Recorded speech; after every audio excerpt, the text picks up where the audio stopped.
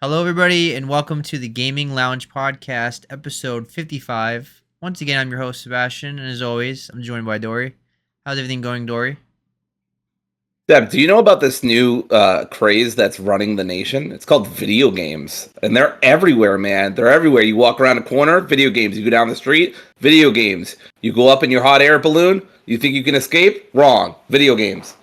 Yeah, there are so many fucking video games this weekend that we're breaking this into multiple parts. So this is the first part of 3. So if you missed us last weekend, which I don't know why you did, go seek help. Then we're gonna make up for that. So we're gonna talk about Summer Games Fest and State of Play. A very simple episode, but it's still probably gonna be fairly lengthy. And I have a couple things I'm really excited to talk about. So State of Play was definitely the better showcase. Yeah. But I'm excited to talk about both of them. And after that, in part 2, we'll have more showcases to look at, like Xbox and future games and a bunch of other stuff. All right, so it is summertime. I am officially off for the summer for 2 months until August. And June also signifies Summer Game Fest, or E3 season. Now it's called Summer Game Fest. And there's a lot of showcases of a lot of games. And that you can make an argument that there's too many games to the point where, like, there's just no way I can play all of those games, or anyone can play all those games. And how do you sell your game in this market when, like, there's so many games like yours, even, right? Like, there was a lot of similarities in games I saw the last week or so. Yeah, we'll especially talk about that during SGF. Yes, and it's like, how do you sell your game? How do you stand out? And it's no wonder why a lot of indie studios eventually just go bankrupt or don't sell. Yep. But this is what it is. Anyway, so this episode we're going to cover 2 topics, 2 very long ones. The first one's going to be State of Play, and the second one's going to be Summer Game Fest, the opening show with Jeff. And I want to start with the State of Play, which happened on Wednesday of this week. And we're going in order of what they showed. Now, I went off a couple articles, so if I miss anything, it's the article's fault. But I think I hit on pretty much everything. I don't see anything. Yeah, it looks good to me. It looks like you got most, if not all of them. I think I got all of them, and especially in this case, it was harder with the Summer Game Fest because it was so much. But I think the State of Play, I think I got them all. Because what I did on Blue Sky is as the show was going on, I would copy and paste the name of the game and then put the date next to it for, like, everybody who follows me to see a list of games. And I also knew that was going to come in handy for when I did the podcast. All right, so let's start with the State of Play. The first game they showed was Luminous Arise, which is coming out in the fall of 2025. It says it's a vibrant new entry in the music-based puzzle series, combining hypnotic visuals and rhythm mechanics. And it's developed for the PS5 and PlayStation VR 2. I know from my history with PlayStation that Luminous is one of those franchises that hasn't been around for a while. It hasn't been a new game in a long time. So I know a lot of people are excited for it. My first thought when I saw it was Tetris Effect. Is it the same developer? I'm not sure, but my first instinct was Tetris Effect. So it looked really cool visually, and if you play Tetris Effect in VR, it looks incredible. And this game looks like more of the same of that.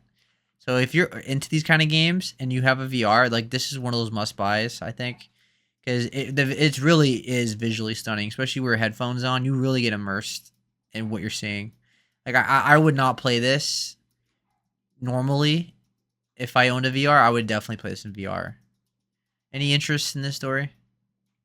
Not for me, but worth noting, the last Luminous game came out in 2018. So it's been about 7 years, and that was just a remaster. It wasn't even a new game.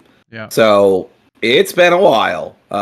Cue the grungy music, but I love the look of the game, and obviously it's a complete vibe. But it's not really my genre. Puzzle stuff like this aren't really usually what I'm into. So I'll pass. But it looked cool, and I'm glad that the series is coming back. I don't really know if it's the same people. It's originally it was developed by Q Entertainment and conceived by Tetsuya Mizuguchi, and yeah, it's mostly known for its very, very colorful backgrounds and, of course, the score.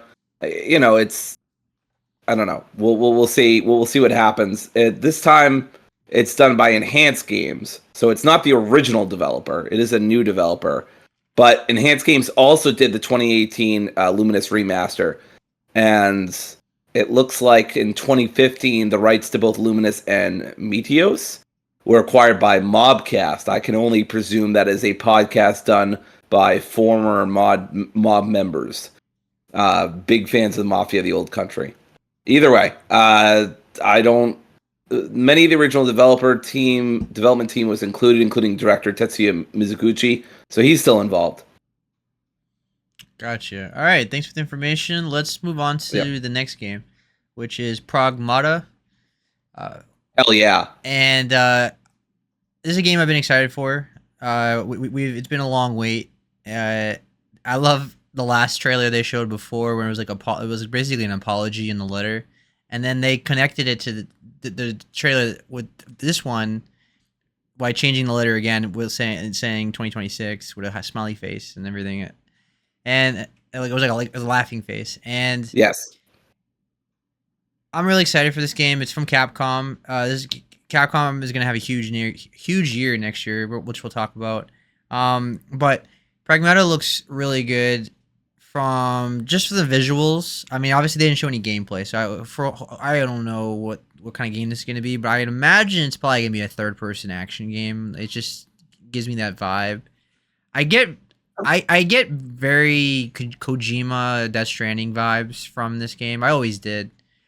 And I first thought it was Kojima. Like, I thought it was his game, because this game got shown before like Death Stranding was even a thing.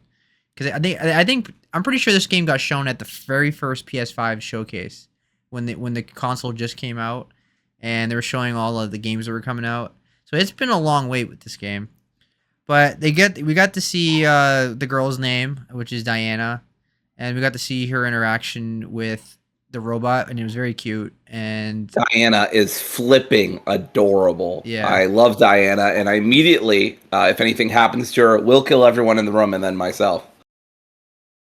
So she is just adorable. I will say they showed, and this isn't to like nitpick or be like, actually pushes up glasses. They showed a little bit of gameplay. No, I'm not talking a lot. But they did show a little bit. It does seem to be a third-person action game. I agree with you, by the way. Lots of Kojima vibes here. I wouldn't be surprised if people thought this was a Kojima game. But it looks like there's some shooting. There's some taking advantage of Diana's abilities. Yeah, I see that. You can hover. You go through really cool doors. People are coming at you with fucking Halo laser swords. Yeah. It looks fucking awesome. And the hair effects on Diana are amazing. Yeah. So I guess I missed that part, like, really, when I was going through it. But yeah, it's very quick. It's very quick. But yeah, it's third-person combat, third-person shooter, and you're using Diana's powers to navigate and open doors and things like that. And you're fighting like a mechs and stuff. So it looks really cool. It looks definitely different than what Capcom has normally made. It's a very different IP franchise.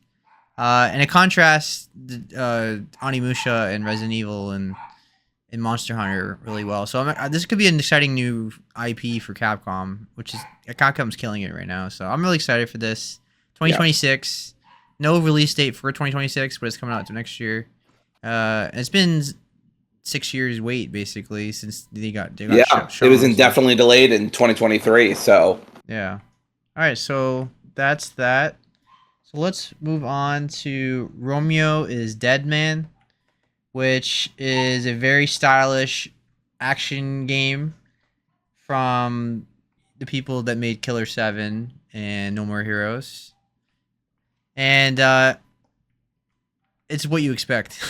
Batshit craziness. There's no middle ground with them. Those games are really, really bad or really good. There's no like in between. Like they're like a buggy mess or they're really great. And this game looks like that. They didn't. They almost. Did they really show? They showed gameplay. Looks like No More Heroes in the gameplay. The gameplay didn't like blow me away. It was a little stiff, I guess. The animation wasn't like anything to write home about, but it looked really fun. I was getting a little bit Dead Rising vibes because you're fighting in the mall and things like that. But and the combat in that game's kind of stiff too. So what did you think of this story? I fucking love this. So this is from Suda51. Like you said, same guy behind No More Heroes. I didn't know what the hell was happening at first because they cut to this like weird animated kind of retro G4-esque animation style, and Romeo ends up dying, or this character named Romeo, and then they cuts to these bonkers gameplay. As opposed to Seb, I was really impressed. I really liked it. I didn't notice a lot of stiffness myself, but I'm also not always the best at noticing that kind of shit. So, I mean, definitely could be there. But, I mean, you can freeze enemies and then shoot them up. It's very gory, very ultra-violent, which I love. I love the aesthetic. I love the style. I'm probably day one on this, but even if I'm not, like, I'm super interested in, like, what people say about this. It looks really cool, looks really wacky. I never got into No More Heroes, not because, like, I didn't want to, just because it never really happened. So that if I did play this, it'd probably be my first Suda game. But I'm really excited. It looks really good, and the combat looks really fun. So, yeah, I can definitely see the Dead Rising comparison, too. But yeah, it looks like it's going to be classic Suda51, classic kind of weirdness going on here. It says Suda51 and Ren Yamazaki, and I don't know who that is, but those are the people involved.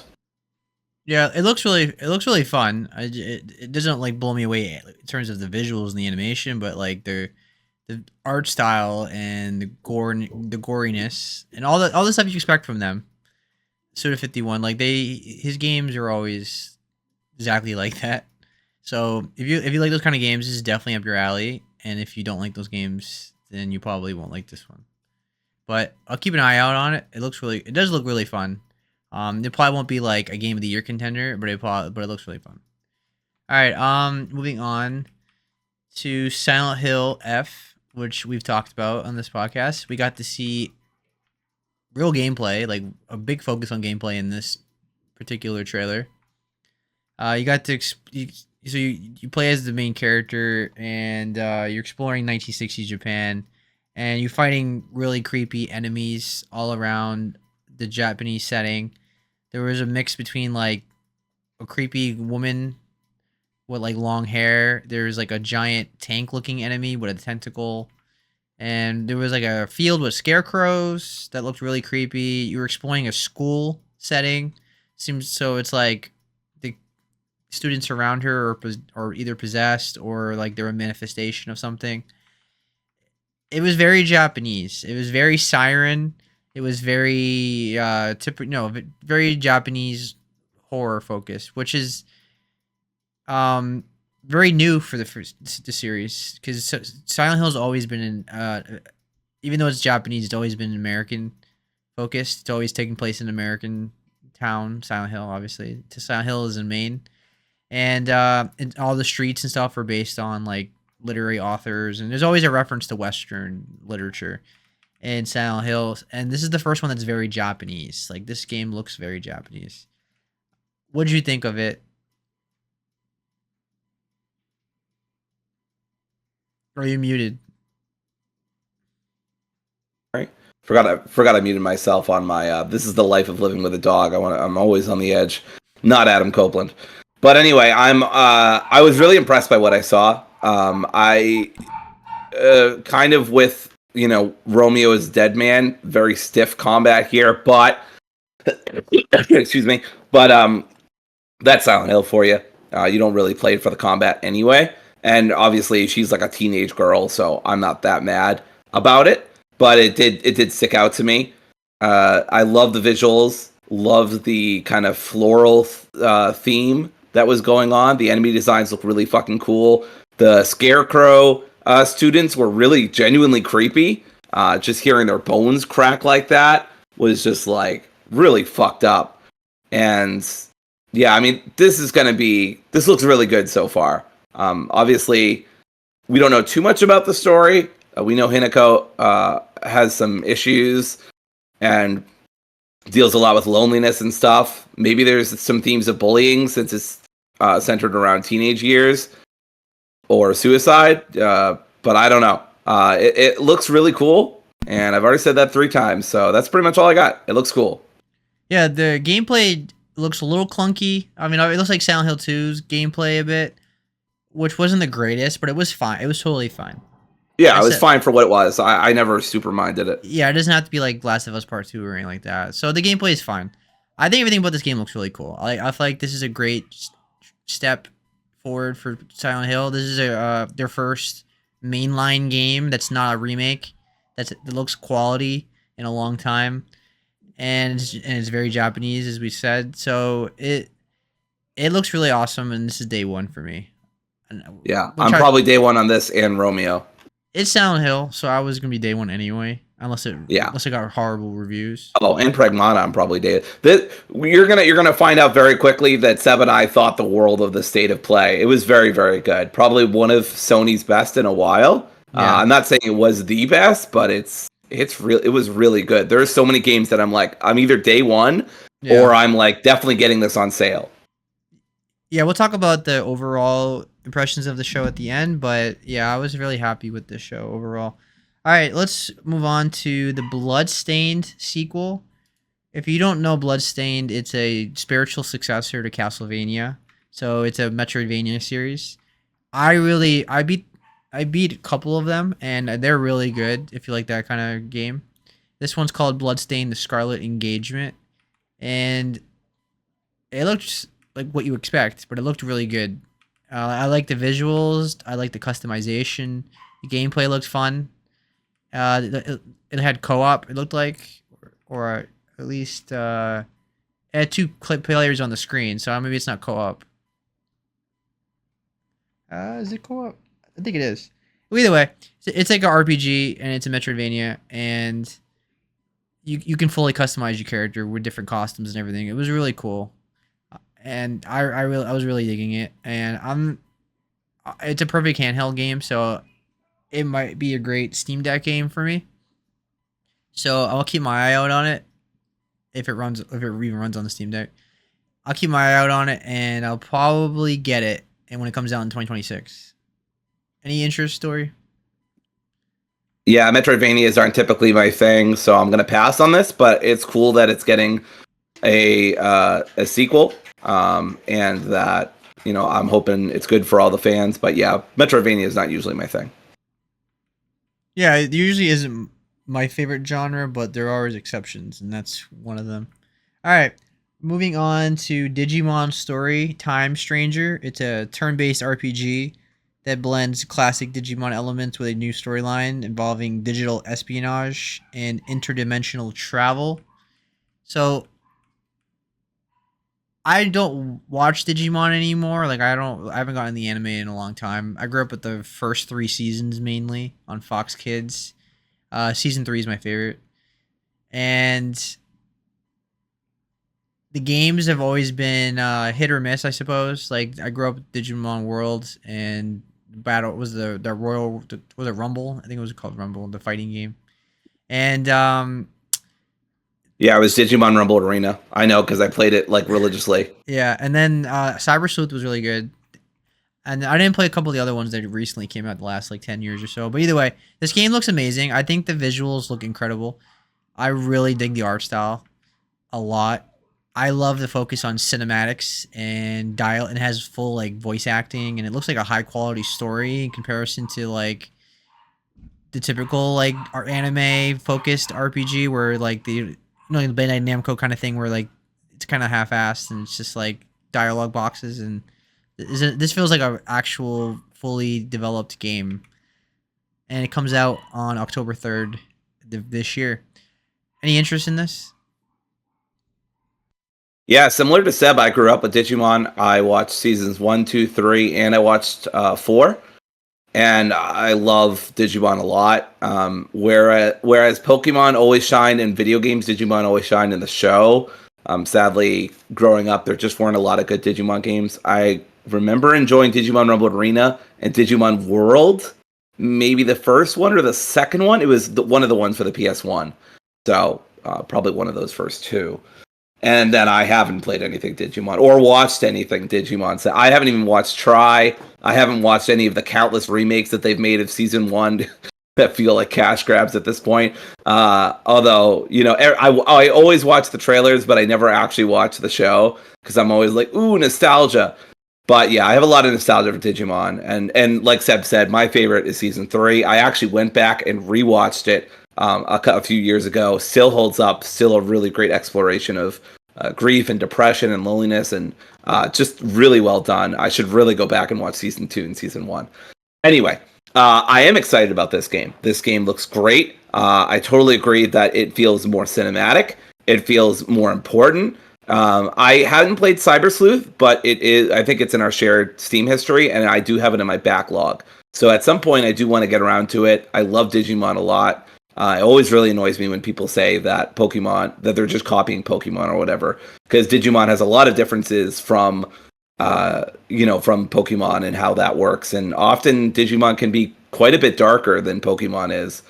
So, I'm excited for this. I don't know that I'm day one, but I am paying attention to reviews very carefully, as well as whether Seb gets it or not. Well, you don't have to worry about that because I am probably day one on that game. Yeah. Depending on what comes out in October as well. Because October is always stacked. So the next game shown was Final Fantasy Tactics, and it was a remastered collection of the tactical RPG classic, and it features updated visuals, voice acting, and quality of life improvements. Now this was one of the biggest hype moments of the show, because Final Fantasy Tactics is widely considered one of the best Final Fantasy games in the series. It is that good. It is high quality. And it is exciting because new people get to play it for the first time and see how good it really is. And then maybe the success of this can lead to future Final Fantasy Tactics games, because it really is that good. It's a phenomenal game series in Final Fantasy. So it's a remastered collection, and it looks really good. It really is a perfect, as I always say, a perfect like Steam Deck game, perfect handheld game. It's on Switch too or not. It's a perfect handheld game. I strongly recommend it for everybody. If you're into tactics games or at least RPGs, try it out. Maybe try out the demo and see if you like it. It comes out September 30th of this year. So it's same week. Seems like it's pretty close to Digimon story. Dory, any interest in this game? I never played Tactics as a kid. Infamously, I played 9 once and then gave up because I wasn't good at it, and then never played another Final Fantasy game again. So I never played Tactics, but it looks cool. I want to highlight Yasumi Matsuono's. He talks about how nearly 30 years ago, the collapse of Japan's bubble economy engulfed the nation's financial institutions in mountains of bad debt. It was a whole era where many were robbed of hope when dreams were measured by their price tag. And against this historical backdrop, I crafted a story about a young man, the story of Delita, or I'm probably mispronouncing that, who sought to take advantage of this confusion and despair. And now in 2025, a time when inequality and division are still deeply rooted in our society, I offer this story once again. The will to resist is in your hands. So I just thought that was fucking cool. Wanted to highlight that. Yasumi is the original script and scenario writer and editor for Final Fantasy Tactics. And I just wanted to read that, especially because a lot of people think games used to not be political or not have any kind of deeper philosophical meaning. Tactics is probably early. I don't remember exactly when it came out. Right, it was like early 2000s, mid 2000s. I think it was on handheld, right? GBA Advance, something like that. But I just thought that was a really cool statement. Wanted to share that. I don't know if I'll play Tactics, but I'm definitely interested. I have since played some Tactics games, and of course I played a lot of JRPGs and RPGs. So it's not up my alley. I just don't often play Tactics games. Yeah, I don't play a lot of Tactics games either, but that is one of those exceptions. All right, moving on to Baby Steps, which comes out in September as well, on September 8th. It is a physics-based comedy adventure where you awkwardly walk through wilderness as a man rediscovering his footing. Literally. So it's a game that we've seen a couple times. It is it's one of those dumb fun games, I think. My question is how well it plays. Like, because sometimes when these kind of games, the concept itself is funny and fun, but like when you actually play it though, is it frustrating though? And is it going to be a chore to play? That's my big question for this game. Because like I love dumb fun, and I can have a blast with this. Like I love like Ghost Simulator or something like that. But is this game like annoying to play? That's the big question for me. What do you think, Dory? Yeah, I think that when it comes to this game, I would rather eat a mountain of sugar glass. And that's no disrespect to the developers. I sincerely mean that. But this game looks horrible to me. Like, this is like the exact opposite of the kind of game I would want to play. Just like you said, it sounds absolutely frustrating, infuriating. I have no interest. I have negative interest. And I feel like I've seen this game like that, which makes it worse, like 10 times. Yeah. So I'm kind of just over of seeing this game. I would like them to take giant steps away from me. Thank you very much. But seriously, it is a good premise. It's just not a game I would ever play. Yeah. I need to see reviews and see how things play out. This was the first game where I was probably not going to get it in the showcase so far. But fortunately, the next game interests me, which is Hirogami. Now, this is an indie game that they've shown off in almost every indie showcase I've seen in the last 6 months. We've already talked about this game before, but if you don't know what it is a origami-inspired adventure game with paper-based puzzles, light platforming, and an emotional story. And it comes out on September 3rd of this year. I think it looks really cool. Again, looks like a great handheld game. I would play this on my Steam Deck. The platforming looks interesting, and the combat doesn't look like groundbreaking or anything, but it looks fun. And I like the world. I like just the art style and the world the character is in. I like how the character can turn into different animals and different things, and it just looks like a cool concept and a fun time. What do you think, Dory? You're muted again. See, the problem is that my microphone says green on it, and then I forgot to check Discord. Anyway, just cut that out or don't. I don't care. The problem with this game originally is that I just wasn't, I'm not super into puzzle games and I'm not super into platformer games. But for whatever reason, this time the game just like stood out to me a little more. Really like the art style, really like the gameplay that I did see, which was very action focused. There's a little bit of a story and some dialogue here. I don't know. If it's not overly difficult, I might check it out, especially if Seb picks it up. I doubt it. I doubt it's gonna be difficult. I don't think so. I get nervous about puzzle platformers or just platformers in general. I mean, even with yeah, go ahead. Even with Astrobot, I had some problems. I mean, I'm not saying major problems, but some issues here and there, just because I'm not used to playing platformers, right? I'm not saying it's a difficult game necessarily. But either way, it looks great. I love the art style. I love origami. It's a cool looking game. I was trying to make a Heavy Rain joke right there, but my brain just couldn't come up with a good origami killer joke. But there you go, Heavy Rain. Jason! All right. Next game they showed was Everybody's Golf Hot Shots. And everybody in this game, including Pac-Man, hot. Woo! And it's an arcadey golf game, so it's it's not like Tiger Woods. It's very arcadey, and it has new characters, modes, and robust multiplayer support. This is the one game that I'm definitely not getting at all. I have no interest in this. I do respect the series. It is a marquee. Is not marquee. It is one of. It's a well-known PlayStation series. People really like this series, but I've never liked golf. Just I love sports, but golf has never been one of my sports that I like. Even though I live in Florida and golf is like everywhere here, I just don't care for golf, and I don't.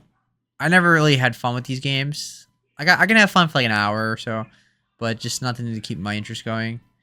I imagine it's the same for you, Dory, or Yeah, no, it's very much the same. okay. I didn't really care for this at all.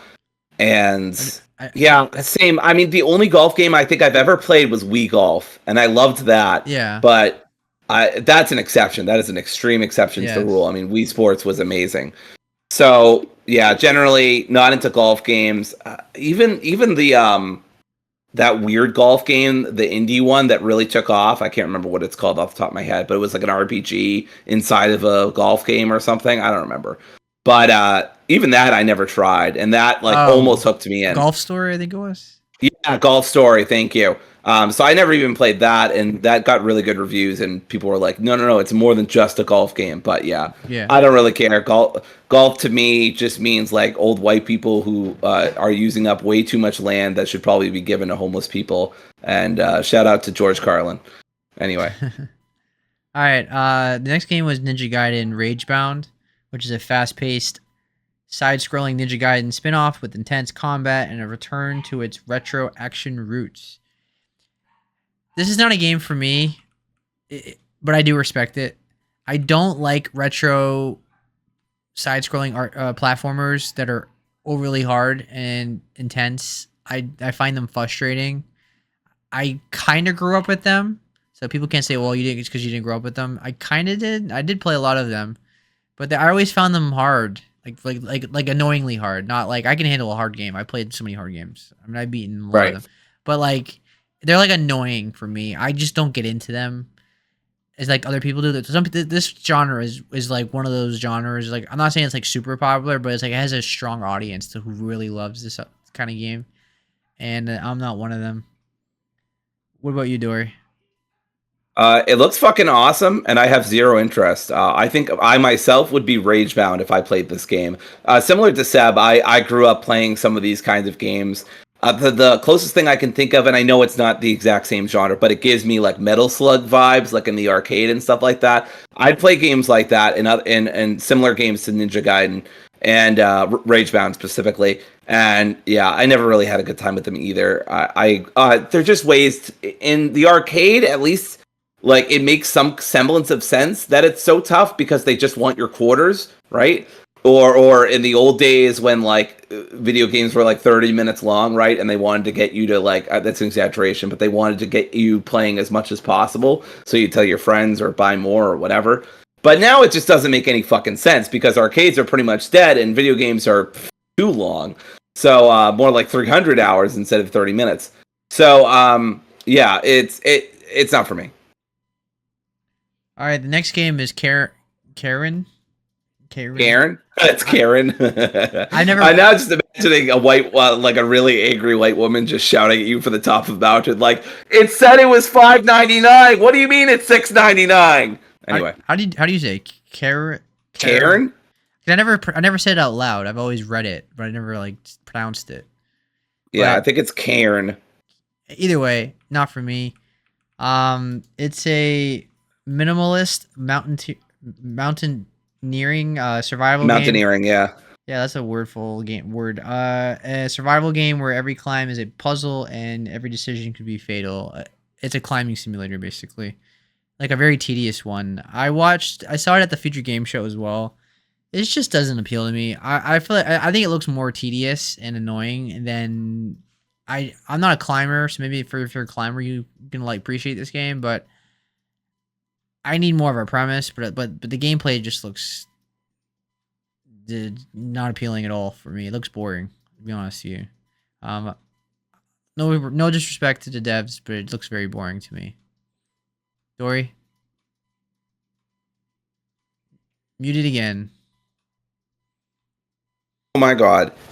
Didn't think I muted. I don't even remember muting myself. But anyway, it's going to keep happening because Kim's making dinner, so my apologies. Yeah, so B to the O to the R to the I to the N to the G. I like Jusant, but that was way more accessible than this looks. Yeah. And I just don't... It's just not my thing at all. Again, all respect to the devs. It just looks boring to me. I would never do this. Also, I have a fear of heights. But just generally, I don't really like it when games are like, look how high we can take you. I'm like, no thank you. I will stay on the ground. Yep. All right, let's move on to the next game, which was the Mortal Kombat Legacy Collection with a K. It is a massive bundle of classic Mortal Kombat titles with visual enhancements, online support, and archival extras. So, I was very excited for this. I grew up with Mortal Kombat. It's one of my earliest fighting game series. I played it on the Super Nintendo and the Sega Genesis, and I want to play it. I played on the Sega Gear as well, and then obviously I grew up with it like on the PS2 and GameCube and things like that, and I still play it to this day when it comes out. So what it is, it's a remastered collection. It's from the developers of the Street Fighter 30th Anniversary Collection, Teenage Mutant Ninja Turtles, the Cowabunga Collection, and the Atari 50 Anniversary Celebration Collection. And they said, let me pull it up when it comes up on the video. What games? Okay, so it says Mortal Kombat 1, 2, 3, Ultimate, Mortal Kombat 3 Ultimate, Mortal Kombat 4, and then it says more. I know people were disappointed if it doesn't have like Annihilation and things like that. Or no, Armageddon. Annihilation was the movie. Armageddon from the GameCube and things like that, because like those are one of the most like underrated Mortal Kombat games, and people don't talk about them enough. But this is a good start, if not. And I think this is really important because I really think this is important for just preservation, game preservation. I feel like these collections are really important, and it brings it to a new audience and this is perfect for like also a handheld. So I hope it's on Switch too, and it's gonna be great for the Steam Deck. I'm really excited for this. Dory, what about you? Any interest? I know you're not fighting. Yeah, not a lot of interest. Hopefully you don't hear anything in the background, but if you do, my apologies. I'm going to keep forgetting to unmute myself, so I'm just going to keep it unmuted. Anyway, yeah, never really. I played a little bit of Mortal Kombat in arcades growing up, but yeah, I'm not really into fighting games, so not for me. But again, I agree that it's important for game preservation reasons. All right.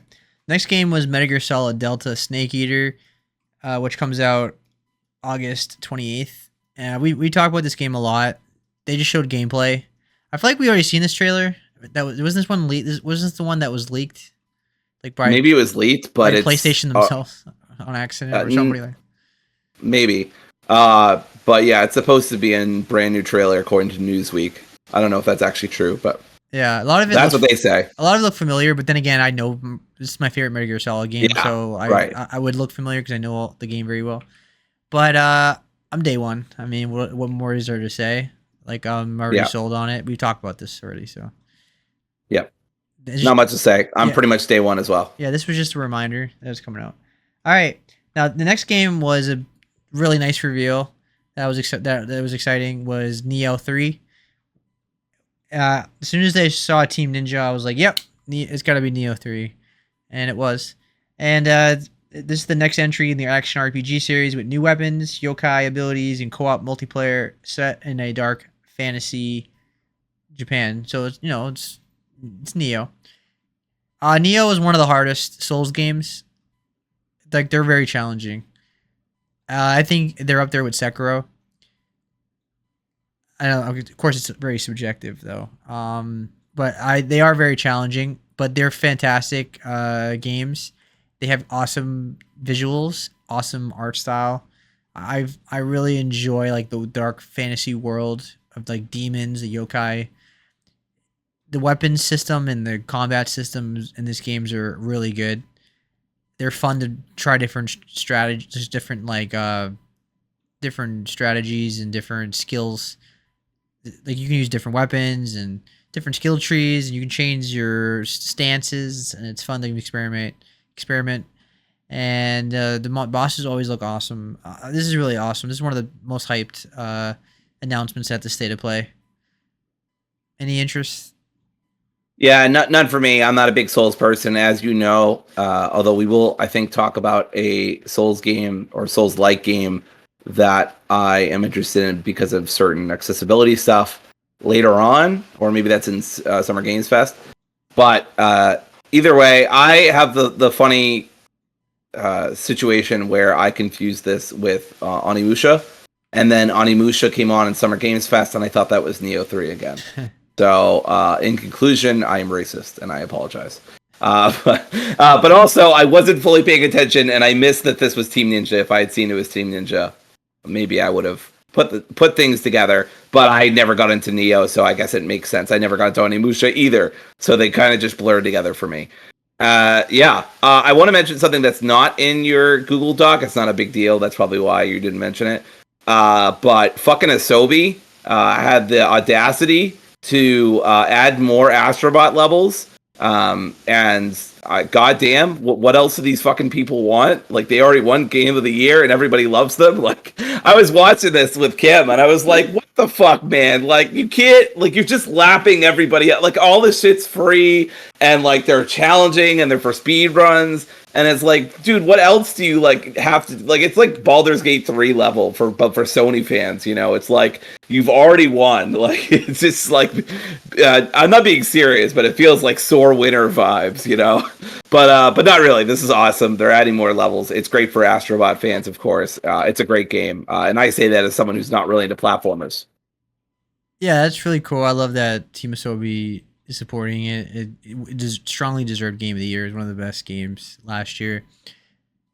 And also on Neo 3, you could be a ninja. That's the first time you can be a ninja instead of a samurai. It's because Neo's always been a samurai focused series. In this one, you can be a samurai and a ninja, and you actually it showed like him changing his whole costume. All right, so the next game was Thief VR: Legacy of Shadow. Thief's cool, but I might get this in the future if it's on Steam, because I have MetaQuest. And I know you don't play VR, so we can just skip this. Moving on to Tides of Tomorrow, which is a narrative-driven multiplayer adventure on a water-covered world where player choices shape the story and the environment. I didn't know what to make of this game, but what stands out to me is this got to be a VR game, right? Or at least this feels like a VR game. But if not, I don't think it's a VR game. Okay, but either way, the first-person view is cool, and it makes it different, stand out from other games. I really enjoy the aesthetic. It feels like Waterworld. It's very colorful. I like the character models. It's unique, and I just need to see more like gameplay, and we got to see like gameplay of like the person running and stuff. But like I want to see how the narrative choices work and like how the system is and like how much it matters. Because if it really matters and like your choices really do change the story, that'll make it very fun. So I just need to see more. But it has my interest.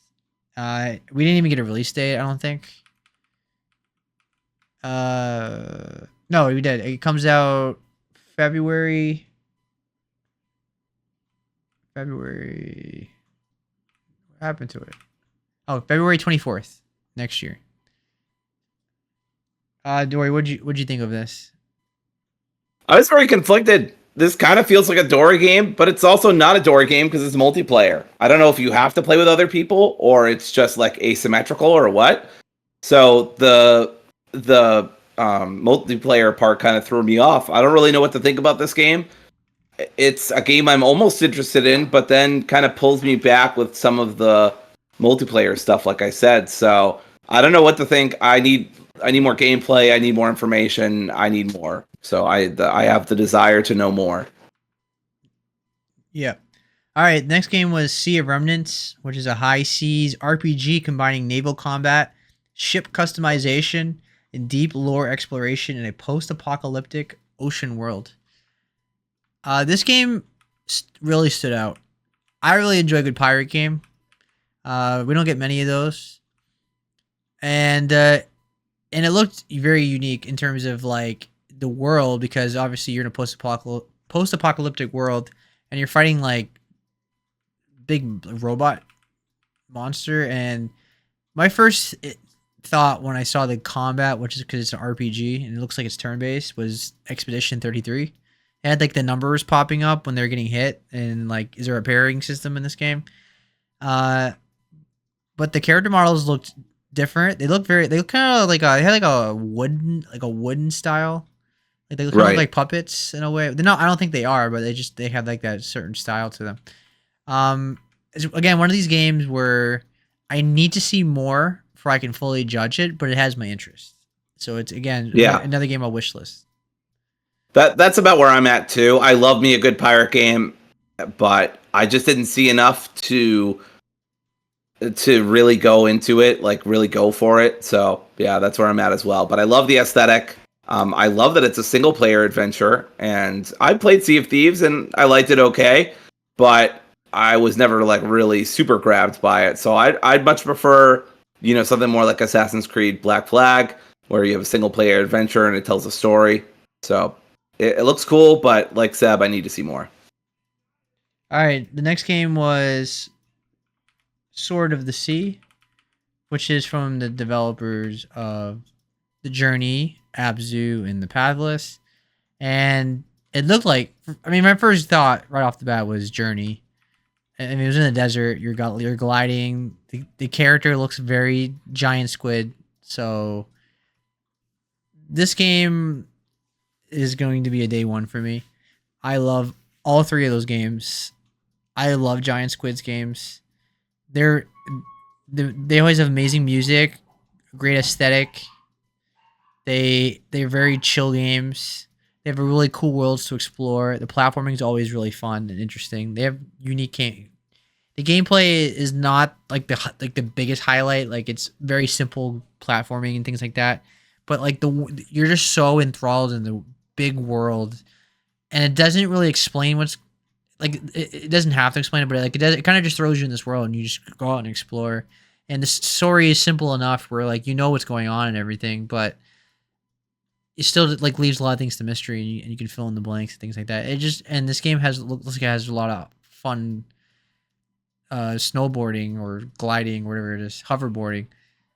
It looks really fun, and I love everything about it. This is day one. What about you? Yeah, Abzu was great, and I say that as someone who can be mixed on chill games at times, although I respect for sure what they're going for. I have not played The Pathless, but that is on my list at some point to play. This looks great. I'm very proud of myself that I immediately clocked that this looked like a Journey or looked like, stuff made by the same people who did Journey. So I kind of a reverse Neo situation here, where immediately like, oh, okay, that's Journey, or it looks, like Journey. Yeah. It looks cool. These are really just cool, fun games you can sit back and play, and I appreciate that. They're beautiful. Abzu was beautiful. And I don't know, not too much else to say about it. The same artist behind Journey, so that's why I was able to clock that so easily. They've just kind of traded waves for sand, or I guess, and also ice, but there's some greenery as well. Lots of different cool environments. They all look beautiful. So I don't know if I'm day one, but I'm interested for sure, and it looks good. So I don't know if I'm day one. I don't know if I'll get it, but I like the way it looks. I guarantee it. All right. Now I'm mostly on PC now, so I don't even have Plus anymore. But if you do have Plus, FBC Firebreak, which is Remedy's multiplayer game, is coming to Premium and Extra, and it comes out on June 17, which is my birthday. And I only have interest in this game, but if you do, There you go. It's free. You can at least try it if you have a subscription. Deus Ex is also coming on that day to PS Premium PS Premium only. Twisted Metal 3 and 4 is coming July 15 to Premium. And they also revealed that Resident Evil 2 and Resident Evil 3 Nemesis is coming to Premium in the summer of this year, which is really awesome. Now Resident Evil 1, 2, and 3, although I think 1 is the director's cut. When I played it on last year, I think it was director's cut. Either way, now 1 through 3 is now on PS Premium when these games come out. So that's really cool. And we just had a collection come out on GOG. So that was also cool.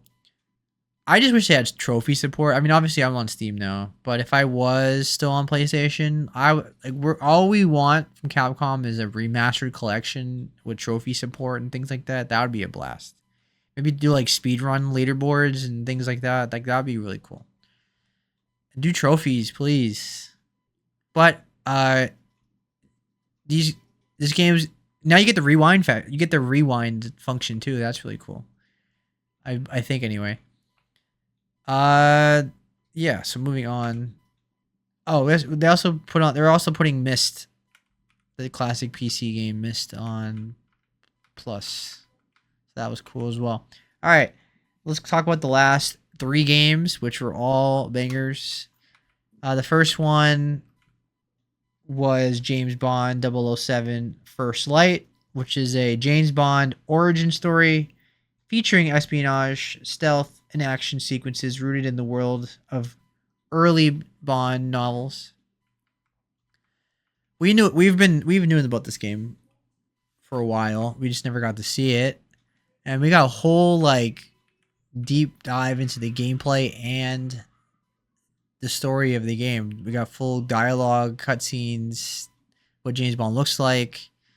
We got to see gameplay, which was third-person action. It looked cover-based. It looked very Uncharted. The protagonist, the way he looks, a lot of people compared him to Tom Cruise. I've seen some people say Tom Holland. Just a mix of somebody.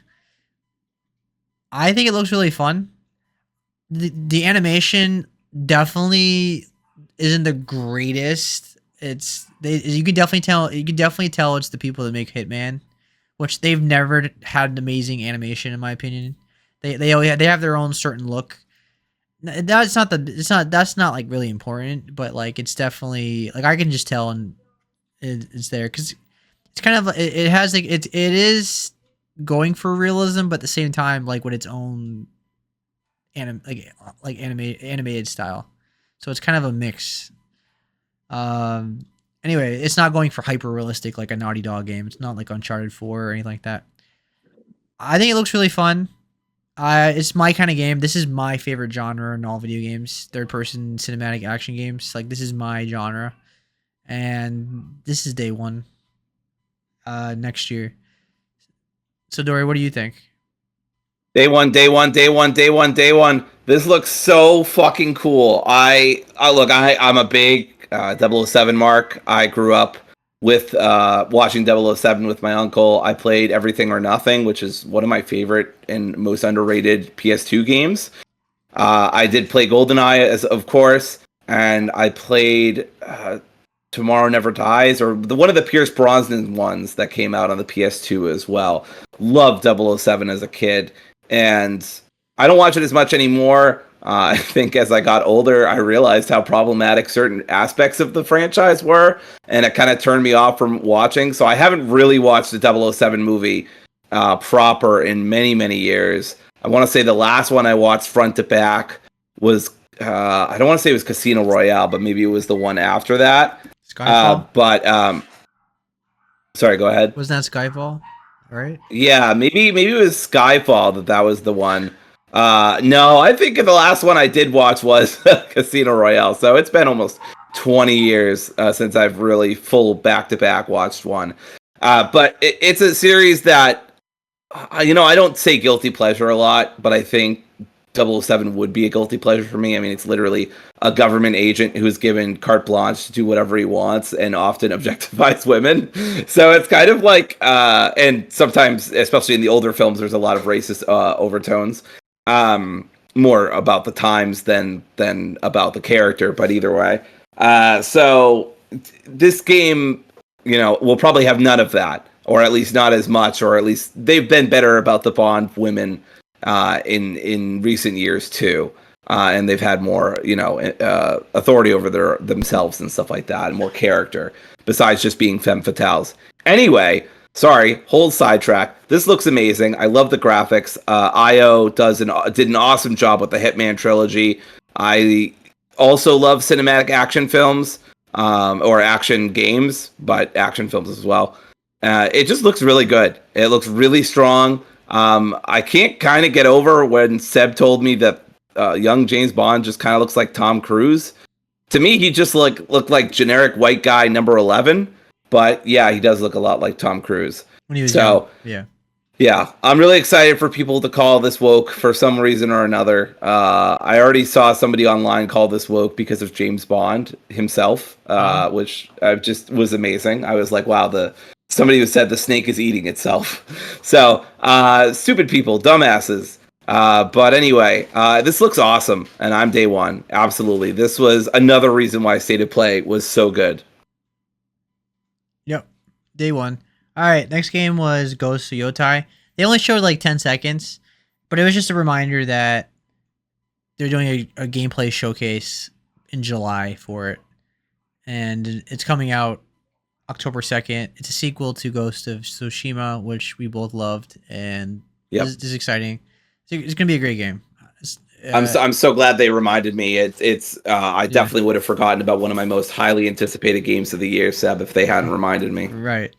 But, these shows are not just, they're for casuals too. All right. Yeah, for sure. Last game, Marvel Tokon, or Token, I think it's Tokon. I don't know. Anyway, Fighting Souls. I just call it Marvel Fighters, like because of Dragon Ball Fighters. That's what it reminds me of.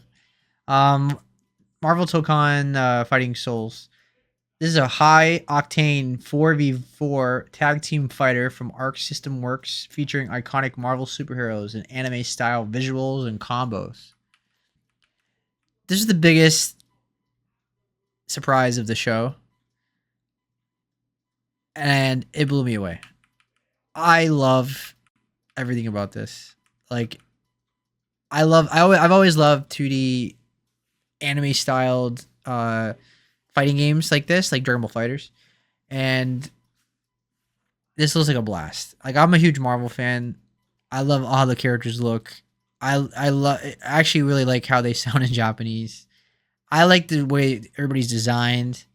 The animation is crisp. It looks like a total blast. I mean, this is going to be one of those games that's going to have long legs. This is going to be very popular at Evo, which Sony owns. And not only am I going to have a blast playing this game, I'm going to have a blast watching esports of this game. And this is so up my alley as a Marvel fan. This is a must play. Like, this was such a pleasant surprise. I am so happy it ended with this game, because I loved everything I saw. And you can do so much with this, because like you can have an unlimited amount of DLC characters. I'm sold. Day one. Comes out next year. Amazing. Comes out on PC too. So amazing. What else? I think it's exclusive to Sony besides PC, because I think they help publish it. I'm pretty sure. So yeah, this is amazing. The only thing I didn't like about what was shown here was the like documentary after, where they're talking, like when they were like talking to the developers and showing, like, doing a whole interview and all that. It kind of ruined the pacing of the show. I mean, it was at the end, but it just kind of dragged. It didn't really need to be there. It could have been like an after thing, but it blew me away, and I was really excited for it. Dory, how about you? I mean, I know you don't like fighting games, but was it cool looking at least to you, or you're muted, by the way? Of course. It was cool looking, me looking like an idiot for the millionth time. And It was cool looking, but yeah, no interest. Fighting game. This was a bit of a downer for me in terms of an ending for an otherwise really great show. But I also recognize not every game has to be for me. A lot of people were really excited about this. It looked cool, but I just don't care. Yeah, I'm thinking about who I'm gonna main in this game. I mean, obviously, I'm gonna try to go for Spider-Man because Spider-Man's my favorite. But I might maybe try Star-Lord. But I'm really curious how everybody plays and the play styles and all that stuff. I wonder how accessible it is. Like one thing about Dragon Ball Fighters, I felt like it was very casual friendly. Like it was not hard to do combos because like you can just hit a couple buttons and they did like a whole combo for you. It wasn't like Street Fighter where you need like a PhD and play 15 hours a day to get good at it. But we'll see. All right, so that concludes the state of play. I thought it was a really good state of play. I want I for like 90% of the games in this showcase I'm gonna buy. I feel like, and or maybe like 85%. But either way, like even the ones I'm not going to get, I have either a respect for them or I have an interest and I just need to see more. So it was a very successful state of play for me. Obviously, I want to get most of them on PC, ironically, but I would say this state of play is like an 8 out of 10, and it's not. It's a really solid B. Obviously, what's lacking is the first party. Very lacking. Very noticeable. Still nothing from Naughty Dog or Insomniac or any of their big ones. Only ones we got, only first party we really got was Ghost of Yotai, Sucker Punch. But again, I'm on PC. I don't really care. I play where all the games are. It doesn't really matter to me. I can wait. I think it's an 8 out of 10 show. I was very happy with a lot of the games shown. I feel like if you're a PlayStation fan or a PC player, there's a lot of games to play. It doesn't have to be first party. There's so much to play, and I was very happy. So Dory, what would you rate this, or however you want to rate it? Sure. Yeah, I would say similar. 4 out of 5, B out of A plus, or whatever you want to say. Yeah. A great show, one of Sony's better ones in a while, and there was like, let me check actually, but there were a bunch of games that I was interested in and that I really appreciated seeing from this showcase. I might not have actually made something for this, but yeah, I might not have. But either way, yeah, I've already said all the games that I was interested in. So most of the games, I have some kind of passing interest in, or on day one, right? Like goes to Yotai, First Light, and then Snake Eater, and Digimon I was interested in. I'm not sure I'm day one, but Silent Hill F I'm probably day one on. Pragmata, Romeo, all probably day one, or at least very interested in reviews and getting them on sales if they don't review super great. So yeah, just pretty much a slam dunk. Like you said, a stunning lack of first party games again. Nothing about Wolverine, nothing about, I don't know, any updates from Naughty Dog besides Intergalactic. I'm struggling to think of all the first party studios off the top of my head, but yeah, just not a lot of that, which was a shame. And also the final big reveal wasn't a big deal for me because I'm not a fighting game person. So, meh. All right, so let's transition to Summer Game Fest, which officially kicked off yesterday at the show with Jeff Keighley. Now, I usually don't find these shows good. I feel like it's very corporate. But I want to preface it with that I found E3 to be mostly bad too. I do miss E3 in terms of like it was just nonstop games for like a week of like news and stuff. And I always felt like Summer Game Fest was too like spread out and everything. I think he's done a good job containing it more because I feel like we've gotten a lot of news for the last like couple days. But it still feels very corporate. It doesn't have that cringy charm that E3 had. It feels very like we have advertisements. We have to appeal to general audiences. We got to appeal to the multiplayer crowd. We have to appeal to the casual mobile gamer crowd. And if the show was that again, And I'll review the show at the end when we're done going through everything. Now this one's gonna go a little faster than the State of Play because most of the games either didn't appeal to us or they were just quick overviews of the game, so it's not the same. So just be mindful. It's just not gonna be like 2 hours of going through every game. This should be like an hour, I would think. All right. So let's start with Mortal Shell 2, which was a surprise to me. It's a brutal, atmospheric action RPG sequel with deeper world building and combat refinement. So Mortal Shell was okay. Souls game. If you like Souls games, I think people found it decent. But this game looks like a huge step up. I really love the whole look of the game. The combat looks really good. It looks gruesome. It looks fun. The gothic setting is awesome. It was a great game to start off the show with, I thought. And I might be day one, but I need to see reviews because the first game wasn't the greatest. But it does definitely interest me. Any interest? You're muted again. Really, I double muted myself. Forgot I muted myself on the. I'm gonna just have to unmute myself. See, the thing is, there's background noise, and I don't want the background noise to be on the podcast. But instead of the background noise, it's just me going. Well, anyway, the thing is with me is I don't mute myself through Discord. I mute myself through my mic.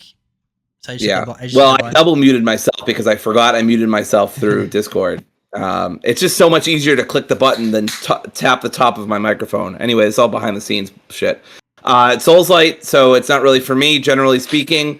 I will say that this was the first of many, many, many Souls games that we got. It was too many Souls games. Yep. Oops, all Souls game. That's what Summer's Game Fest should have had as its subtitle. Yep. It was overboard. It was also funny because it was the first out of 2 times that we got a sequel to a generic, no, I don't want to say generic, but a Souls-like. And we were like, what the fuck is this? And then there was like, it's that game.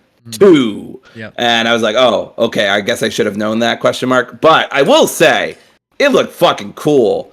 This looks badass. The graphics look amazing. The blood looks awesome. I don't know. This looks goddamn gorgeous. I don't know where they got the funding for this, if the sales didn't back them up, like you're kind of suggesting. I mean, maybe it sold well, but just wasn't received very well. I mean, that does happen. Yeah. But yeah, it looks beautiful. And I was really interested up until I saw Mortal Shell 2. So I was like, oh, it's a Souls game. Which, I mean, I kind of figured just from the vibes and the aesthetic. But, goddamn. I mean, what a step up for them. So good for them. Yeah, it looked very metal, and I'm very interested in this game. All right. Another game they showed was Chronicles Medieval. This didn't do anything for me. Dory, anything for you? No, I didn't. It's not even listed on Eurogamer, so apparently it didn't do anything for Eurogamer either. Okay. Chronicles Medieval was after Death Stranding. I see. Yeah, no, I didn't care. No offense. Just personally didn't move me much. Yeah, I didn't. Nothing about it. I need to see more gameplay. The next, I don't know if it was the next thing, but like Jeff got Kojima on stage because he has a love affair with Kojima, and they showed a scene from. I'll never forget that line from Statler and Waldorf. Does Kojima know that you guys are best friends? Anyway, go ahead.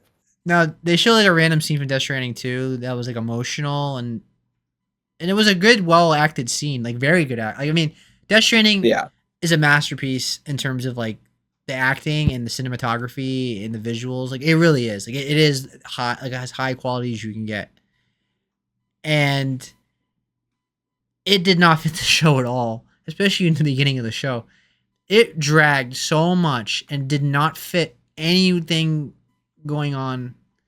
You just got a couple games shown and then it's like, boom, we're going to spend 5-7 minutes on a scene from Death Stranding 2, then a live interview with Kojima, who needs a translator.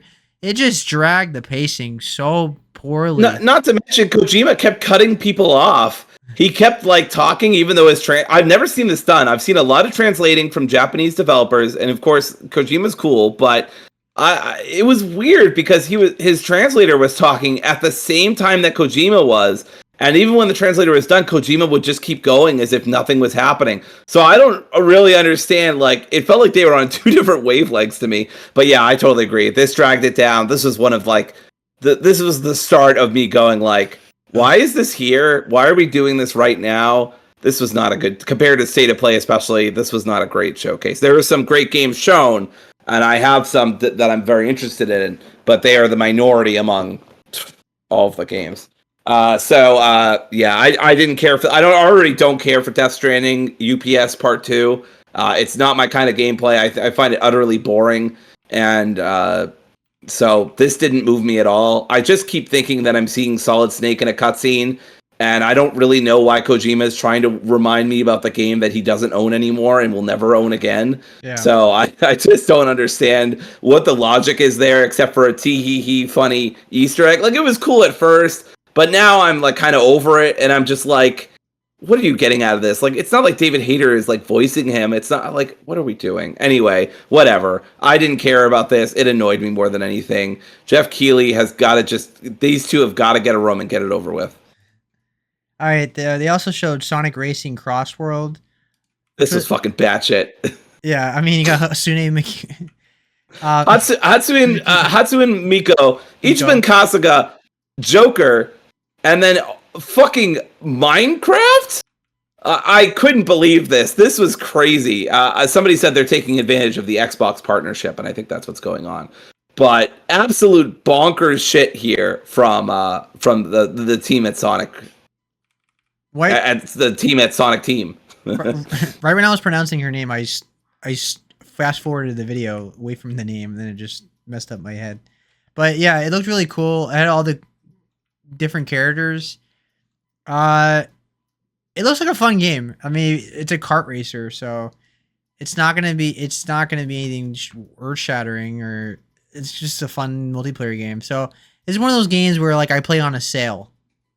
Like, I'll have fun with this on sale. Like, it's not like a day one for me, but it's definitely cool, and it definitely interests me, and I will wishlist this.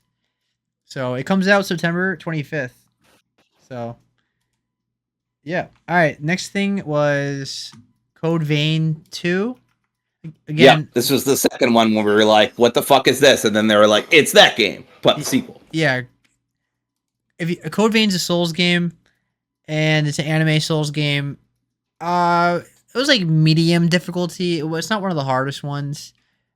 A lot of people consider it like a 7 out of 10 kind of Souls game. Like, it's one of those, like, when people say like those copycat Souls games, they don't feel as on the same quality as From Software. Code Vein was one of them, which is ironic because Bandai Namco owns Elden Ring. But yeah, they didn't really show anything. It was mostly cutscenes. I mean, they showed some gameplay, like a little bit, like a snippet of it. And it has very stylized gore and very stylized characters and stuff like that. It's very anime. Cool like enemy designs and stuff like that, and the world looks cool. So again, this is one of those games where I'm not saying I'm gonna get it day one or anything, but like, it has my interest. Wish list this and keep my eye out on it. So that's basically my opinion of it. You know what I'm gonna say? I'm not gonna say it for the millionth time. Yeah. So next game was End of Abyss. Now, this was the first game that like really like stood out to me and blew me away. But it's an Epic exclusive, so in my head, it doesn't exist on PC. Now, maybe if I really want to play it, I'll play it on PS5. But yeah, so I will not to dismiss the game. Just I think it's a mistake to put games on Epic and not on Steam. But the visuals look awesome. It reminded me of Little Nightmare. I love the combat. It kind of like a twin stick shooter. Yeah. And the world looked very interesting. They had the dark atmosphere, very gothic. The enemies are definitely very Little Nightmares. It looked really cool. And that's definitely a game I would get day one. And it comes out next year. So I'll keep my eye out on it. And apparently it's an action RPG, so it has RPG elements. So, yeah. Any interest? Yeah, definitely interest. This was the first game that really caught my eye, similar to you. Yeah. I definitely got Little Nightmares vibes pretty much from the get-go, and kind of thought maybe it was the same people behind it, but I guess it's a completely different place. And yeah, I don't understand why we keep trying to make... It's like that line in Mean Girls, like, stop trying to make Epic Game Store happen. It's not happening. Yeah. But unlike Seb, it's not dead to me. I do play stuff on Epic Game Store every now and then, usually when the games are free. But yeah, I might pick it up depending on reviews. I am interested. I'd be more interested if it was on Steam, but I'm still willing to try it on PC or PS5, depending on the price differential. If there's no price differential, I don't, it doesn't matter. I have a mouse now, so it doesn't fucking matter. But I'm interested. This looks great, and the vibes are immaculately creepy. The twin stick shooter genre is not always for me, but I really appreciate it here. I just got done with Kill Knight a few weeks ago and loved that. So clearly I can enjoy a twin stick shooter if it's done well. Yeah, I'll probably get it on PS5. All right. The next game was Mel's PI for Hire. We've seen this game 5 trillion times. Can we just get a release date? Like, how many times can you show this at a showcase and not give us a release date? Yeah, but you need to know that Troy Baker is in his billionth game. Yeah. So that was... It's a cool game, and I'm gonna get it day one probably because it looks amazing. But yeah, it's still coming 2025. We still don't know when the fuck, but yeah, I'm probably day one as well. It looks great. It's just I want a release date, and I want them to stop giving me trailers. I've seen enough. Yeah. All right. The next game was Game of Thrones: War for Westeros. When I first saw the trailer, I thought, oh, this was a crappy mobile game. It gave mobile game energy vibes where like they use like the likeness of the actors and stuff and they use like CGI to make it look like it's not going to be a mobile game, and then oh boom, it's a mobile game. But no, it's not. It's a RTS exclusive to PC on Steam. I think it's exclusive to Steam. I did say strategy game at the end as well. Real-time strategy game. I think Game of Thrones works perfectly for RTS, like perfectly. Because the whole concept of Game of Thrones was everybody fighting for the throne and all the political backstabbing and all the fighting and the War of the Five Kings and all that stuff. And it works perfectly for this kind of game. And in fact, you can like also fight the Night King and have the White Walkers, and that could be a whole faction you get to deal with. You can even, or maybe even play as. I'm not a huge RTS person, but I do have exceptions. This might be my exception. I am a giant Song of Ice and Fire fan, big Game of Thrones fan. So this is so up my alley that I might be day one on it. I didn't see gameplay. They didn't show any gameplay, unfortunately, but they did promise that you can alter decisions, and like they showed Jon Snow getting killed by the Night King and becomes a white. So I thought it was really cool. So you can change the storyline of the game of the show, or the. It's obviously not based on the book, so based on the show, and yeah, it looks awesome, and I'm probably day one. Dory, no interest, right? No interest. It's an RTS. I do want to say that Deb did say without qualifiers that he's a fan of Game of Thrones, so that means he is defending the series finale. So I just want everyone to know that. Put this man on blast. I stopped in season 5. No, thank you. Anyway, I also thought this was a shitty mobile game at first. No, I know.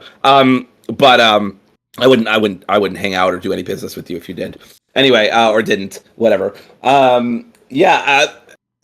I don't know. I grew up playing some RTSs, believe it or not, and I don't remember how I felt about them at the time.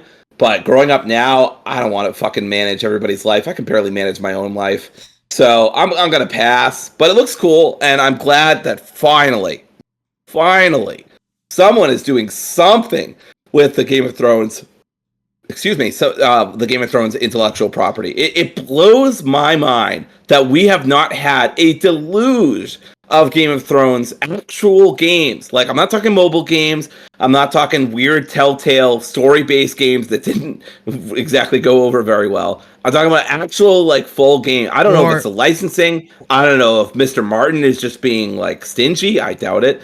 I don't know what it is, but people are fucking dropping they're I forget what the phrase is. It's on Warner Brothers. But basically, they're letting a lot of money pass them by, like ships in the night. So I'm glad somebody's doing something, even if it's not for me. Yeah, Game of Thrones. The show came out in 2011, and it's been 14 years, and the best we've gotten is a crappy. No, not crappy. It's like mediocre. Right. Like that King's Road game, I think, just came out this year. People say it's okay at best, but yeah, you could easily have a nice AAA, awesome looking game, like it looks like Shadow of Mordor or something kind of game. Game of Thrones. You can do so much with that world, and they just do nothing. It's frustrating. All right, let's moving on. We'll speed up a little bit. Atomic Heart 2. I'm not a fan of the first game, but I will try it out again because at the time I was just not in the headspace for it. But even then, I don't think it was ever going to be great for me. It seems like they're double downing on the craziness, basically. Yeah, that's basically what this game is. Batshit craziness. Comes out next year. Dory, what'd you think of it? Hi, everybody. It's your local Atomic Heart defender. I'm excited to say that I am one of the 10 people who are excited for the sequel.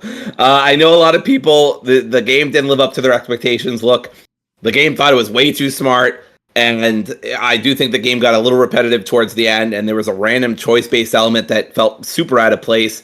I guess this is a spiritual successor, not really a sequel, but they're calling it Atomic Heart 2 because marketing. I love the first one. Basically, a fridge wants to fuck you the entire game, and I just vibe with that. You know what I mean? I mean, it's just great. The protagonist sucked. I didn't like the writing. Usually, if I don't like the story and the writing, I give up on a game. But I just love the aesthetic, the retro futuristic. I'm such a sucker for this, and Seb and I have talked about this before.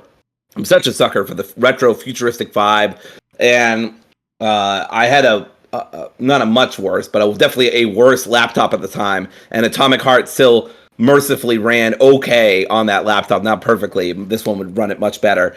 So I was very thankful for that. Overall, I had a great time with it. I'm not saying it was an amazing game. It definitely has some problems, but I really liked it. I thought the combat was super fun, and it wasn't for everybody, but I really appreciated it.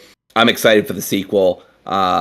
Yeah, again, probably one of the 10 people excited for it. But yeah, again, has its issues. But I just love the batshit craziness. I love the retro futuristic stuff, and I liked the gameplay. So I'm excited for them to double down on what worked, and hopefully they don't keep pretending that they have a poli-sci degree from Harvard. I'd really appreciate it if they would just embrace the stupidity of the universe instead of acting like they're writing a thesis about Soviet era fascism or something, you know. Anyway, that's neither here nor there. Just as a political person, very much bothered me. It was not written very well.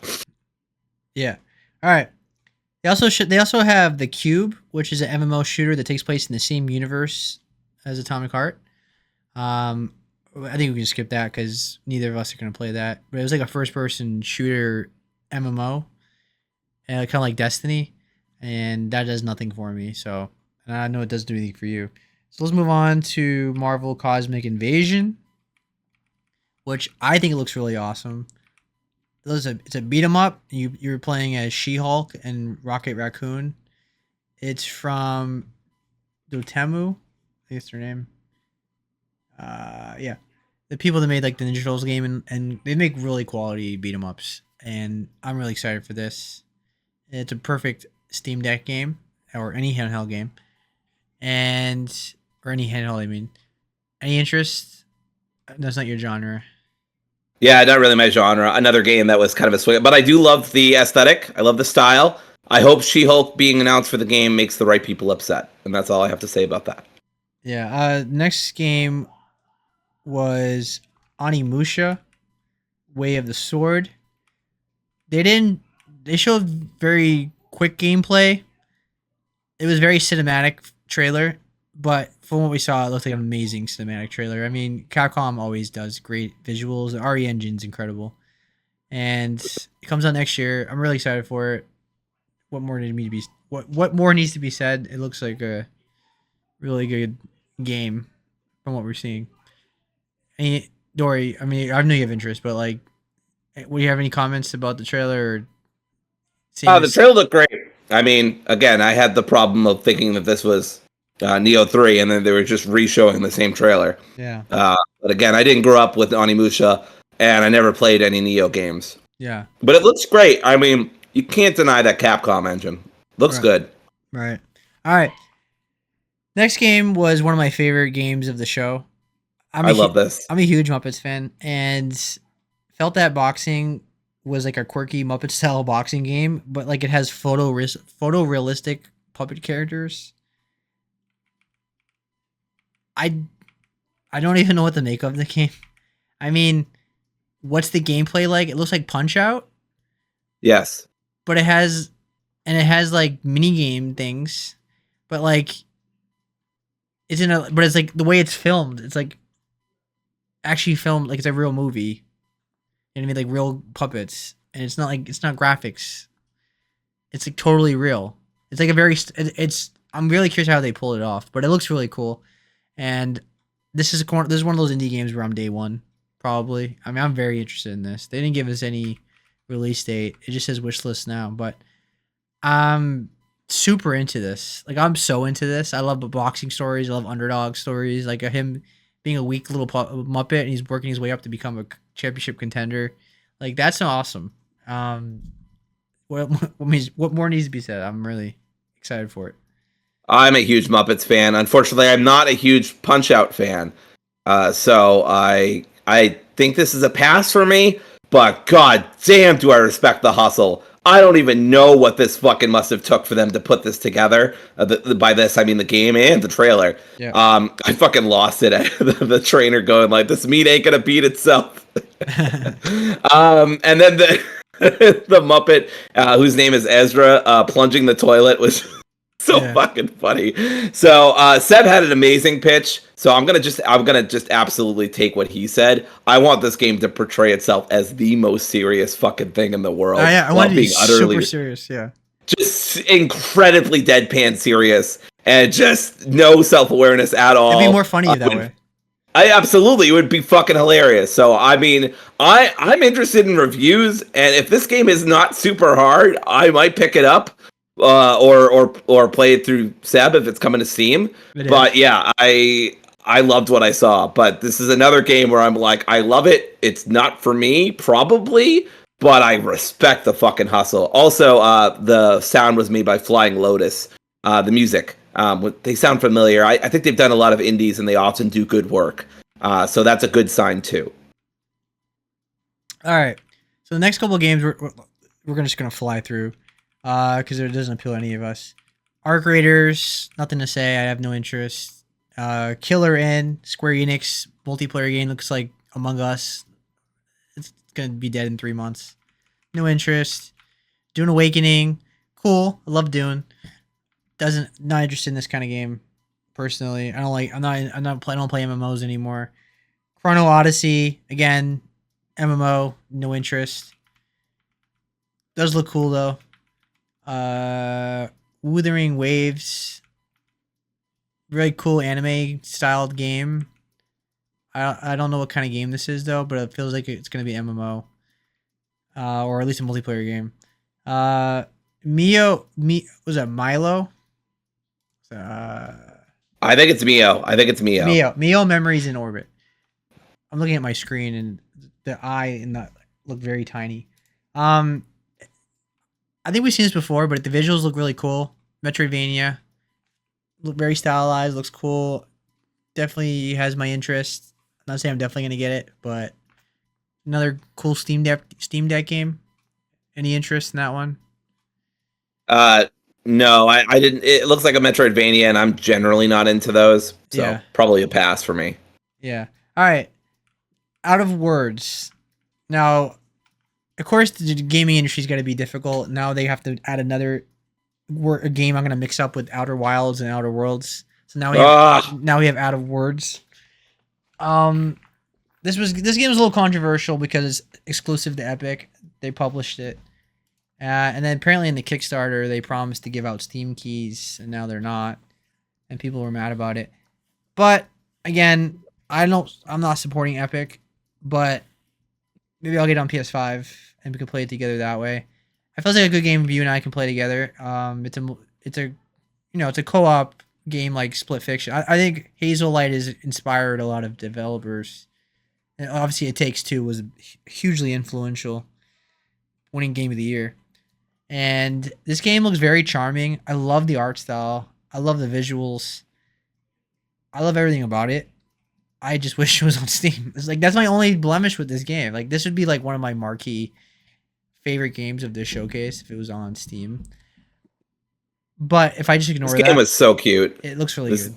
Yeah. It looks so cute. It gave me big Coraline vibes. Yeah, Coraline. I totally agree that Seb and I should probably play this on PlayStation. Yeah. I'm not the biggest Epic game fan. I generally get games there only if they're free and if I get like a notification or there's an article about it. Yeah. But yeah, otherwise I try to stay away from Epic and just stick to Steam. My library of Steam and my library of Epic are just, I mean, there's an ocean between them basically. Yeah. And that was even before Seb and I shared Steam libraries. So this looks great. It looks right up my alley. I'm very interested. If Seb gets it on PS5, I'll probably get it on PS5. We'll probably play it together. I can't imagine it's super expensive. Yeah, 100%. All right, I'm gonna guess $30. Let's just look at $30 game.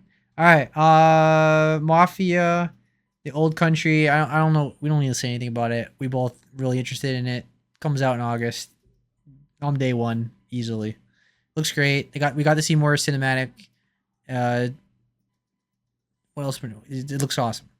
I finally did play Mafia 1 Definitive Edition. I thought it was a great game and has helped me get a little more hype for this now that I kind of know what Mafia games are like. The one thing I'm requesting from this game, please better driving. Please, God, better driving. Yeah, good thing it's in the early 1900s, so the driving can't be like super fast. Yeah. All right. Lego Voyagers. Very cute looking. The animation's cool. I'm not going to play it. I don't think you're going to play it either, right? No. All right. Nicktoons and the Dice of Destiny. Really cool premise in the beginning. The build-up was cool with like SpongeBob. And then all of a sudden they showed the gameplay and I just immediately lost interest. Same for you? Or you had no interest from the start? Yeah, I mean, I fucking love SpongeBob. But they showed nothing. Absolutely fuck all. They showed like 5 seconds of gameplay. They already lost. And it looked super generic. Yeah, maybe it kind of looks like Cat Quest, which I really like actually. Yeah. I don't know. Maybe it'll be good. But it's something about it just didn't look right to me. The animation looked weird, like low budget. Right. I don't know. All right. Moving on. Liza P. Overture. We don't need to discuss it. I'm gonna go more in detail next week. But they shadow dropped it. It came out yesterday. I bought it. I have it. One of my students gave me a Steam key, actually a Steam gift card for $20. So I was able to get this game for $10. This DLC for $10. So I will have it played and probably beaten by the end of next week. I will also probably play it eventually. Right now, there's so many good games that are coming out. Like Muffles Life Sentence Episode 3 just came out. I'm like obsessed with the Muffles series. Yeah, it's like one of those indies that they showed on, and we talked about it an episode or two ago. But I love. I'll probably be talking about my GOTY list. Actually, honestly, if the developer keeps up the momentum, can't really put it on my GOTY list maybe because it's not a complete game. I think. He's only on episode 3, and he says he's over halfway through. So I presume there's only 5 episodes. Yeah. But super cheap, and they're really good. But my point is, I do want to play. This is where I finally break with tradition. Because they are adding the difficulty options, I am probably going to play Liza P at some point this year. Maybe including the DLC. I will almost certainly play it on the easiest difficulty. I might try it on the normal difficulty at first, and then I will. If you can. I don't know how it works, but maybe Seb does or it's said somewhere. But if you can change it on the fly, then I will start on the normal difficulty and then go to easy if probably not. I need to, which I probably will. Or if I can't do that, I'll just start with easy because I don't want to spend too much time on it. But yeah, I've heard really great things. It's the kind of Souls-like that I can get more in line with. I love the aesthetic. I've heard lots of great things about it. So this difficulty option stuff is big for me personally. And I'm excited to give it a shot somewhere down the line. There's too much going on right now. Deltarune, and I'm playing Wolfenstein and yada yada. So and Muffles, like I said. So down the line, maybe later the year. All right. Fractured Blooms, very interesting game. It's a farming like simulator game, but it's a hybrid with horror, and she's like she's talking about I will feed and I will bloom and that kind of thing. Like it's a horror mixed with farming. It has like anime cute girl style game. So not for me, but I just want to see what kind of game it's going to be. Yeah, I'm really interested in this. I don't know how I feel about this, but Jeff said if Doki Doki Literature Club met Silent Hill, but somebody on Twitter pointed this out. It's not really like either of those games. Like you're not exploring a town or looking for your dead wife or parents or whatever. And Doki Doki Literature Club was a visual novel. Like, yeah, okay, I understand Doki Doki Literature Club was also anime, right? And that's what he means. But just say it's Silent Hill, but anime. Even then, it's not correct. But at least it'd be more correct, right? It also just, like, that's so much weight to throw on a game. It did, now I will say, it did, at the time when he said it, I was like, holy shit, what? Like, I love Doki Doki Literature Club. Love the Silent Hill 2 remake. So I was like, sign me the fuck up for whatever this is. But then it's like a farming simulator that has some horror elements. I don't know. I think I still, let me check my list here. I still put it on my list. It's because it interests the fuck out of me. But I'm not saying I'm day one or I'll even play it. But I mean, like, a farming sim that has horror elements, I don't think I've ever seen that before. So I'm at least, like Seb, I'm very curious what reviews say. I'm curious what the final game looks like. It looked really cool, and don't eat anything in that lady's fridge or freezer. Just saying. Yeah. All right, moving on to Mina the Hollower. So there's like a little mouse. Oh yeah. Any interest in that? This was from the team behind Shovel Knight. It did really nothing for me personally, but I also was never into Shovel Knight, so I guess that's not a surprise. Yeah. Again, I'm not. It was like less than a minute of actual anything. Yeah. Again, I'm not a retro platformer person, so it's just not my kind of game. They did show One Punch Man and Seven Deadly Sins. One Punch Man, they didn't show anything, so I don't know what kind of game this is. And Seven Deadly Sins look like a open world action game. I really like both franchises, and I really like, especially like Seven Deadly Sins on Netflix. But I'm not into the series as much anymore, so like I don't know, just doesn't really appeal to me personally. I'm assuming you don't have anything on those. No, I liked One Punch Man season 1, and then sadly they never made another season after that. And Seven Deadly Sins I tried to get into. The main characters, I don't like him, and he does some things in the show that I don't think he should be doing. Yeah. So just not a fan of him, and I don't like the show. I think it's a kind of a weird show. There's stuff I do like about the show, but yeah, there's other stuff I really don't like about the show. So yeah, but it looks like immediate hard pass for me. It looks like you play as his son, and because his son became the main character now. So well, that's an improvement, but I'm still not interested. Yeah, Jurassic Park. Evolution, we don't need to talk about. Third one. Mixtape. Okay, mixtape. So here we go. Mixtape. I'm a sucker for teen girl angst in the woods. Hang out with your friends in the woods. Stare out. Sit on the edge of a dock, edge of a cliff. Do crazy things. Potentially be bisexual. Like, hell yeah. There's so much. Anything Life is Strange, Tell Me Why. There's so many of them at this point. And obviously we played Lost Records. Rage and Bloom. Lost Records. And I'm forgetting the other one. Anyway, the point is, I'm a sucker for these kind of games, and Mixtape just looks like that, and I'm day one. Easy. I'm sold. I don't know what our audience is expecting me to say. It's teenage girls. They're in peril. They are experiencing the childhood that I did not have get to have because I only figured out I was trans when I was 25. Thank you very much, stupid brain. And our culture. But I will say it's from the developer of The Artful Escape, and I played The Artful Escape, and it was a great game. I mean, the gameplay was kind of lacking, was just Simon Says.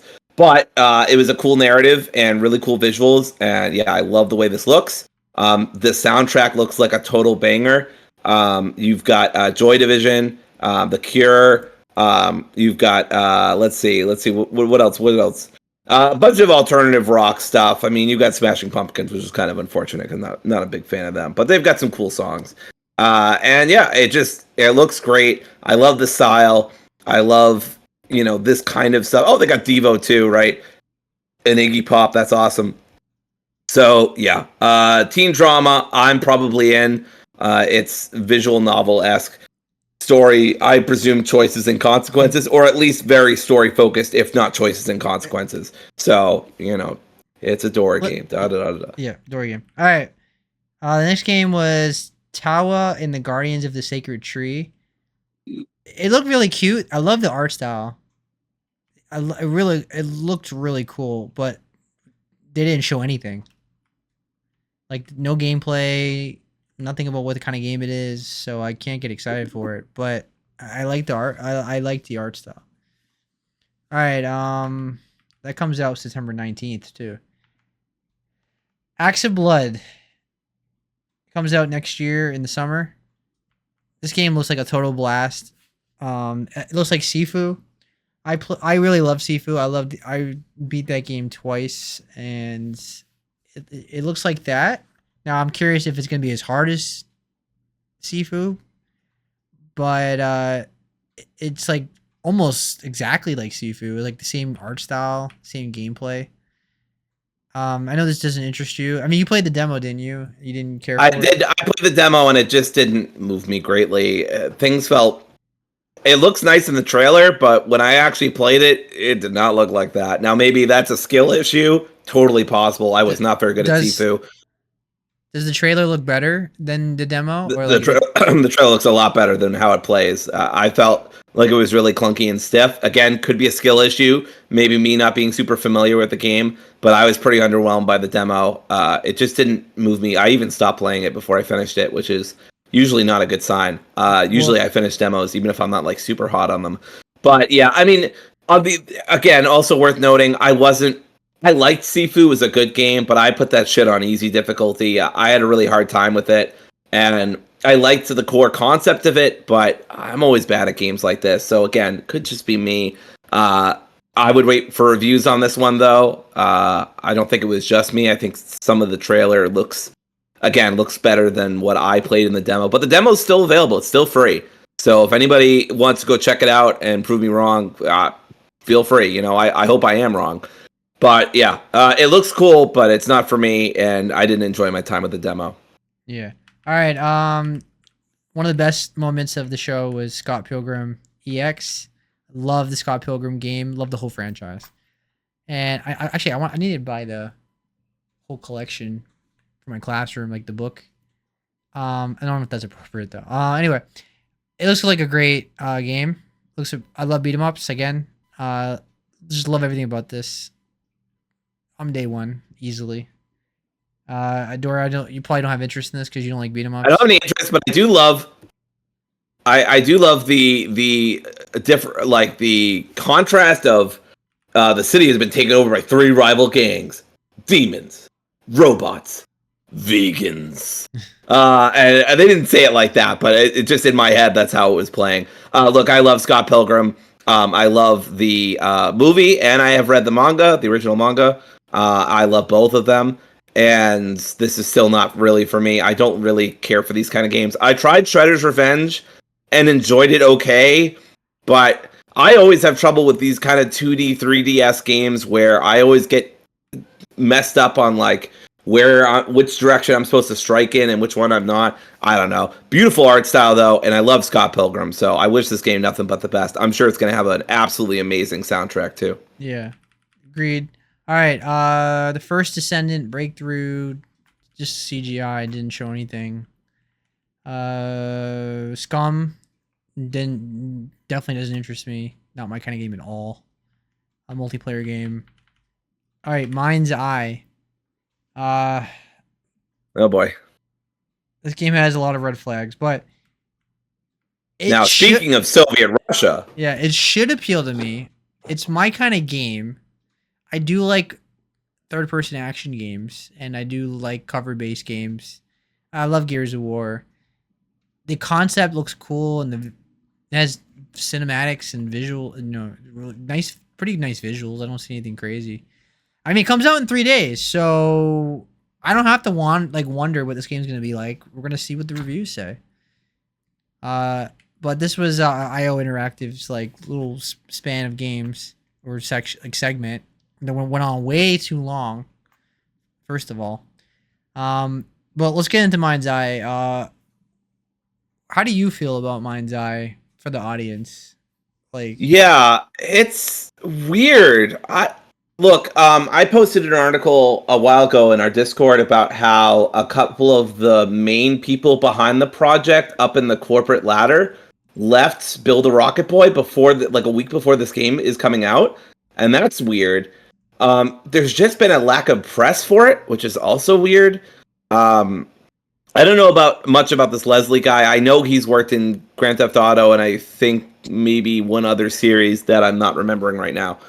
To me, this game just looks super generic, and I can't get over that. I was impressed at first, and if anyone remembers, when it was first shown, it was on my list of games like, oh, I think I like this. I think I might pick it up depending on reviews. Now I'm skeptical this is even a game. I don't know. The vibes are weird, and I don't know what's going on with this game. I don't know why it's gotten such a frustrating lack of showcase. I had to go to the specific IO Interactive showcase that they put themselves on, that they themselves put on, right? Not SGF, not Jeff Keighley, but IOI themselves put on. And there I could see gameplay. And it's just Gears of War, but in fucking Colorado or whatever you want to say. I don't know. It just kind of looks bland.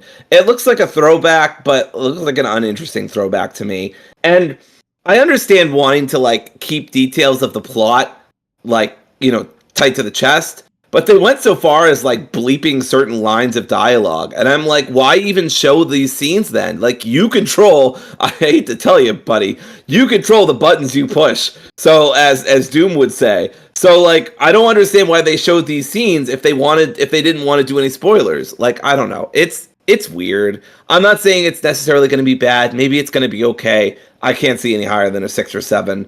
Just something's off about this game, but we're going to find out what the fuck's going on in a few days, like you said.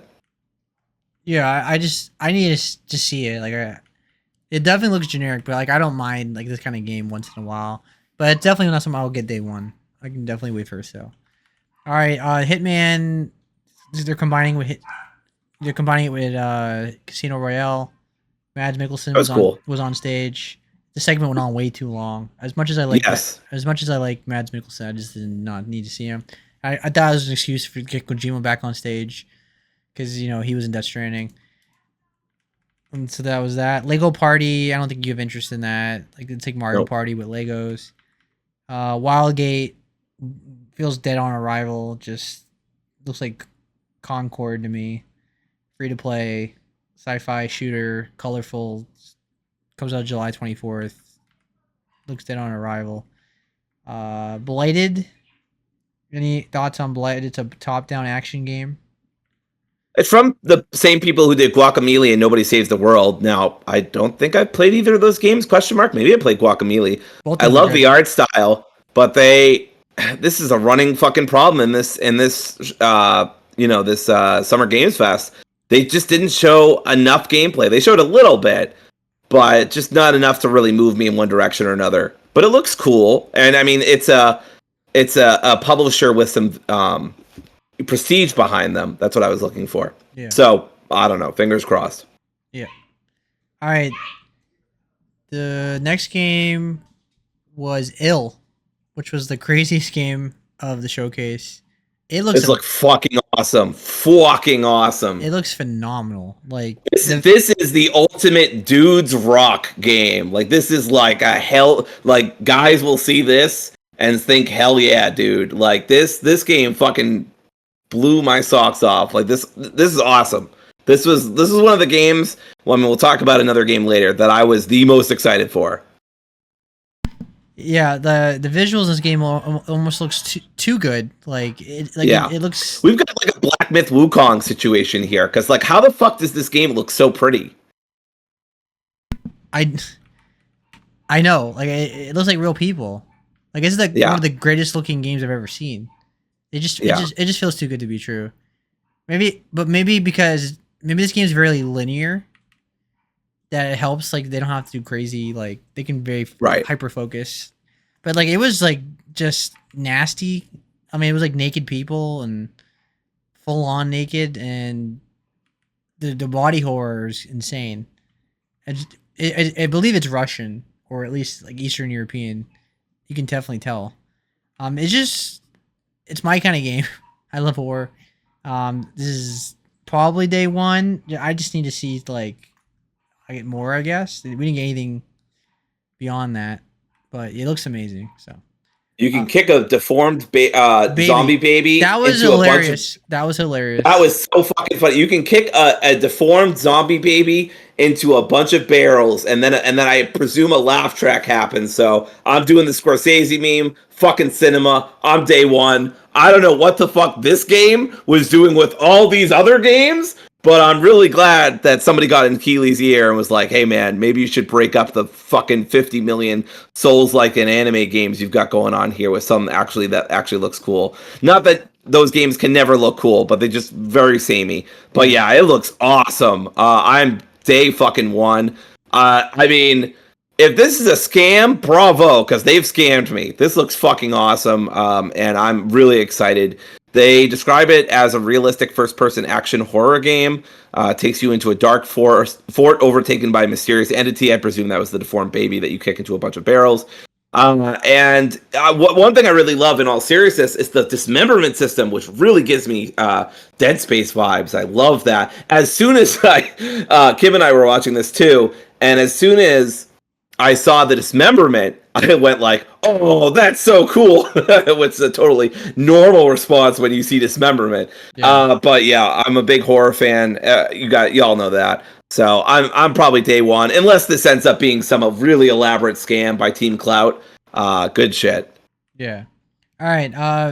Mecha Break was a mech brawler arena fighter. Any interest in that? Not for me. No. Infinite Decimals. Infinitesimals. I think it's like infinite with animals. I don't know. Yeah. Infinitesimals. Maybe don't make it so hard that the people who want to talk about it can't even talk about it. It looks like it's Honey, I Shrunk the Kids, but like it's a sci-fi shooter. Honey, I Shrunk the Grounded Kids, A Bug's Life. Yeah. It looks fun. I have definitely interest in this. I didn't know anything about it, and it just looks cool. Yeah. It comes out next year, so we'll see. That's all I can really say about it. It looks really cool. Yeah. No. I got to talk about this. Wait. Is Street Fighter next, or are we doing something else? Street Fighter's next. Yeah. Hell yeah. I'm going to talk about this part. Surprise, probably everybody.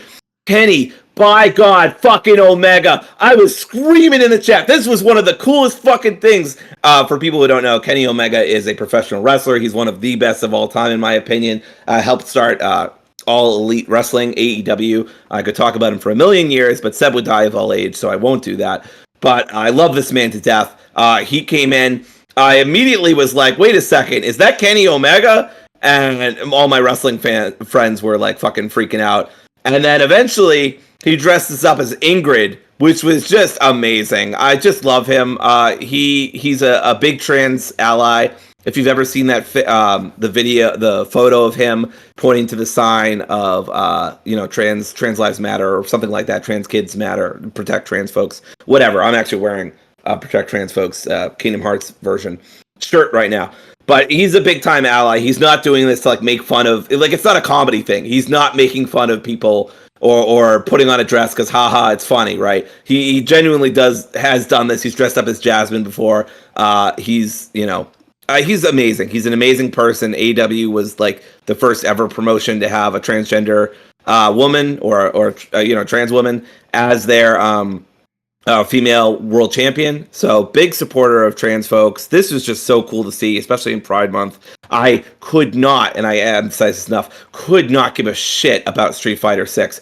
But I absolutely popped off my seat for Kenny Omega. So this was one of the best things of the night, and it wasn't even really a video game. So I loved it, and I just really wanted to start that off because I have nothing else to say. But Kenny by God Omega, thank you. All right. Last Flag was a retro style hero shooter. Closed alpha comes out later in 2025. I don't know. It's another hero shooter. How many do we need? Didn't do anything for me. Wu Chang, Fallen Feathers looks really good, I think. The side-scrolling action platformer comes out in July, so I'll keep my eye out on. Wait, hold on. Yeah, I'm also interested in it. Again, one of my exceptions for. I mean, they're making so fucking many Souls-likes. I might as well have like more than one exception at this point. Yeah, it's a Souls game. But I don't know why the description says. Side-scrolling. That's a Souls. Yeah, game. Yeah, it's a Souls-like. But it's set in China, and it is coming to Game Pass. That's the big reason that I'm trying this game out, is because it comes to Game Pass. So we'll see. Maybe I'll throw my hands up in the air and I'll be like, I do not care, and I will stop playing the game. But I at least want to give it a shot. The trailers look really cool. And last time everybody played a Souls-like that was from China, we all did pretty damn well. So just saying. So yeah, it looks great, and I'm interested in it. All right, Wu-Tang, Rise of the Deceiver. Co-op, what the fuck, man? Co-op action RPG starring the Wu-Tang Clan. It's Wu-Tang Clan. I grew up with listening to them day one, probably. Like, everything about it looks cool. I got so excited, Seb. You don't understand. I thought this was Def Jam for a split second. That'd be cool. I was like, wait a fucking second. Is that Method Man? Why is Method Man in a video game? Wait a second. Is this... I thought we were going back to the fighting game with all the rappers in it. I was so excited, but then it ends up being a Wu-Tang game. Because, of course, Wu-Tang is for the gamers. That's how that saying goes. Not anything else. But yeah, I mean, Cash Money rules everything around me. Yada yada, Liquid Swords, something. I don't know other references because I didn't grow up with listening to Wu-Tang. I'm sorry. But yeah, Wu-Tang ain't nothing to fuck with. This was fucking cool. I don't really know. I don't know what to say about this. It's a co-op action RPG. This is what Eurogamer says, with anime style fighting because it's Wu-Tang Clan, so of course anime style.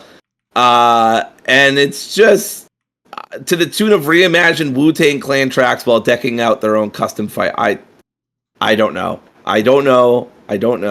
It looks fun. This was one of the most... If we hadn't gotten the fucking Muppet boxing game, I would have said this was the weirdest thing I saw. But this is somehow only number 2. Yeah. So, and actually, it's not really that weird. Lots of people in hip-hop love video games, and there's a big crossover, especially as the years went on. Video games and hip-hop both became more popular. But it was still pretty out of fucking nowhere. This showcase was so weird, dude. Yeah. All right, Into the Unwell looked really good. It's a surreal action adventure with a unique flair. What do you think of it? I love the animation style. Gave me some, it's probably lazy of me, but gave me some Cuphead vibes. I guess Eurogamer says it's an homage to 30s style cartoons. Looks really cool. I'm very mixed about roguelites. So I'd have to check on reviews and make sure that it's not going to be too frustrating. But I love the animation. It looks really cool. I love everything about it, but if it's roguelike, then that sours it a bit for me. You know what I mean? Yeah, it is a roguelite. Yep. The sours are... It's a third-person roguelite game. Yeah, that kind of sours it for me, but oh well. Yeah. It looks really cool though. The visuals look awesome and the gameplay it's my kind of game. All right, let's move on. Splitgate 2. Ugh. I thought the guy on stage, even though I agree with him, was kind of corny. Just, I think he was Dude trying. sucked. I think he was trying too hard to be edgy, and it came off kind of like arrogant. And the hat was so bad. Like even if you're not trying to be political with make FPS great again, you just look like a fucking dork. Like I don't know. I don't want anyone to ever wear that. Like you know what it looks like you're doing. So I don't know why you think that's a good idea. I liked Splitgate 1. I played it for like a week. I never play those kind of games. So I was mildly excited for Splitgate 2. Guess what this whole thing did? Absolutely zero interest. No interest. This guy apparently is a total Elon fanboy too, which does not surprise me. He just came off as a complete jagoff. I have no interest in this game now. It was like he fucking Gearsoft himself or what? Randy Pitchford himself. Thank you. That's what I'm trying to go for. He fucking pulled a Randy Pitchford. Yeah. He was like, I wish we'd get Titanfall 3 and I loved Halo as a kid and fucking Call of Duty every year. I hate it. I'm like, bro, have you seen how many games are in this showcase by itself? If you are playing Call of Duty every year, that is a you problem. Yeah. Like there are so many games you can go fucking play. It was stupid and I hated it and it made me never want to touch any of their games ever again. That's how bad I thought it was. The hat was just the shit cherry on shit top. So I didn't think it was. I didn't like it. I didn't think it was that bad, but I thought it was corny for sure. But like, I don't really care for this game anyway. And also, you can't accuse them of doing things that you're doing yourself. Like, isn't there like microtransactions and crappy practices in their game too? So I'm not aware, but it definitely could be. At this point, I don't care one way or the other. Yeah. All right. Let's talk about the last two games. Stranger Than Heaven is a rebranded Project Century from RGG Studio. It's a neo-noir brawler, and we didn't get a release date. But I'm excited for our annual RGG game. I'm gonna assume it's next year. It looks really fun. It has like a choice system at times. It looks a lot more grimy, a lot more blood, like with the punching and everything. And it looks a lot more violent. It takes place in the early 1900s, I think, right? Early not. Yes, I believe it's 1920s or 1930s Japan. Yeah, it looks awesome. What can I say? It looks. I'm day one probably. I mean, it's RGG. I know what kind of game it's gonna be. So I trust them. I know it's gonna be a high quality story, good dialogue, decent to fun gameplay, good soundtrack. The animation's gonna be solid. It's gonna be a quality game. So they're just pumping out these games left and right. Anything to say about it, or did I hit on everything? This looks phenomenal. Probably day one. I love the title, Stranger Than Heaven, and I don't know. I mean, there's not much to say. RGG almost always knocks out their worst game. I think have been pretty good, right? So I mean, that's the low end of the spectrum for RGG. Are games that are pretty good. So I'm pretty excited for this. I didn't see any choice stuff, but I might have missed that. Graphics look incredible. The fighting looks great. The soundtrack, I think, is going to be a bop. I think we've got a Cowboy Bebop type situation going on here. Oh, that'd be so awesome. Let me see it. Pull it up. Yeah, it said there's like one part where it says "show him mercy" or "show him no mercy." Oh, cool. You get to choose. Gotcha. What you wanted to do. Now, maybe that's like nothing to do with the story. Maybe that's just like a gameplay thing. Yeah. Anyway, all right. I do want to tell you something that bothered me about this showcase set before we move on to the last game. Okay. So they showed that Capcom had a sale, right? And I was like, oh, okay, great, that's great. Who cares? Yeah. And then the director of the Resident Evil series, or at least one of them, came out and said, well, I mean, it'll be here in a blink of an eye. And then they just ended the show, and there was nothing after this game, and I was so upset. And they fucking trolled us. It was Resident Evil 9 as the last game. I can't believe I got fucking trolled by Capcom. I'm so mad. But I screamed. I was very excited. It looks amazing. I mean, you don't have to tell me that. I mean, Resident Evil is like my favorite franchise. It's in your blood. It's in your veins. But like, I thought it was a huge mistake the way they did it. yeah, it's funny they trolled, haha, but like you gotta realize people were already down on the show. Yeah. And if Resident Evil 9 didn't happen at the end of the show, people would have hated this show. Like they would have been people would have been soured on like the show because like it would be like no Resident Evil 9, and then you tease us about it, or you're just doing an announcement that you're not doing anything, and then people already didn't like the show, and now you're gonna like you could easily just cut that out. Like it really wasn't worth the joke, I think. And because people still don't like the show even with Resident Evil 9. Anyway, whatever. Resident Evil 9 is real. Resident Evil Requiem. We knew it was real, so it's not like it's not obviously Resident Evil is always gonna have Resident Evil games. Like it's not like it's a franchise has been dead for 20 years. I mean, we've had 5 Resident Evil games since 2019. We had Resident Evil 2, Resident Evil 3, Resident Evil 4, Resident Evil Village, and now Resident Evil 9. So it's been Resident Evil 9 feeds us really well. Anyway, to Resident Evil 9. As soon as I saw the character model of Grace, I said RE Engine on Blue Sky and on Discord, and I had a feeling that it was a Capcom. It just looked like Capcom. And then I heard the name Ashcroft, and as a Resident Evil expert, I have a PhD in Resident Evil. I knew Ashcroft was Alyssa in Outbreak, the journalist that survived Raccoon City. And it turned out that Grace is her daughter, and Alyssa was murdered after Raccoon City. And for whatever reason, she has to go to Raccoon City to to investigate like the murders or something. There's something going on that they have to go to Raccoon City. And I'm curious if this game actually takes place in Raccoon City, like full on, like most of the game is like a Raccoon City setting, or is it just like a one setting in other settings, and they're just marketing it as marketing Raccoon City right now, but like it's not really the main focus. Because I saw like Dust Golem, who I always take with a grain of salt. He's still claiming that Leon's the main character, and if you know Resident Evil, every Resident Evil game, every single mainline game has a side character that's brand new to the franchise. Like every single one, there's a new character that's introduced.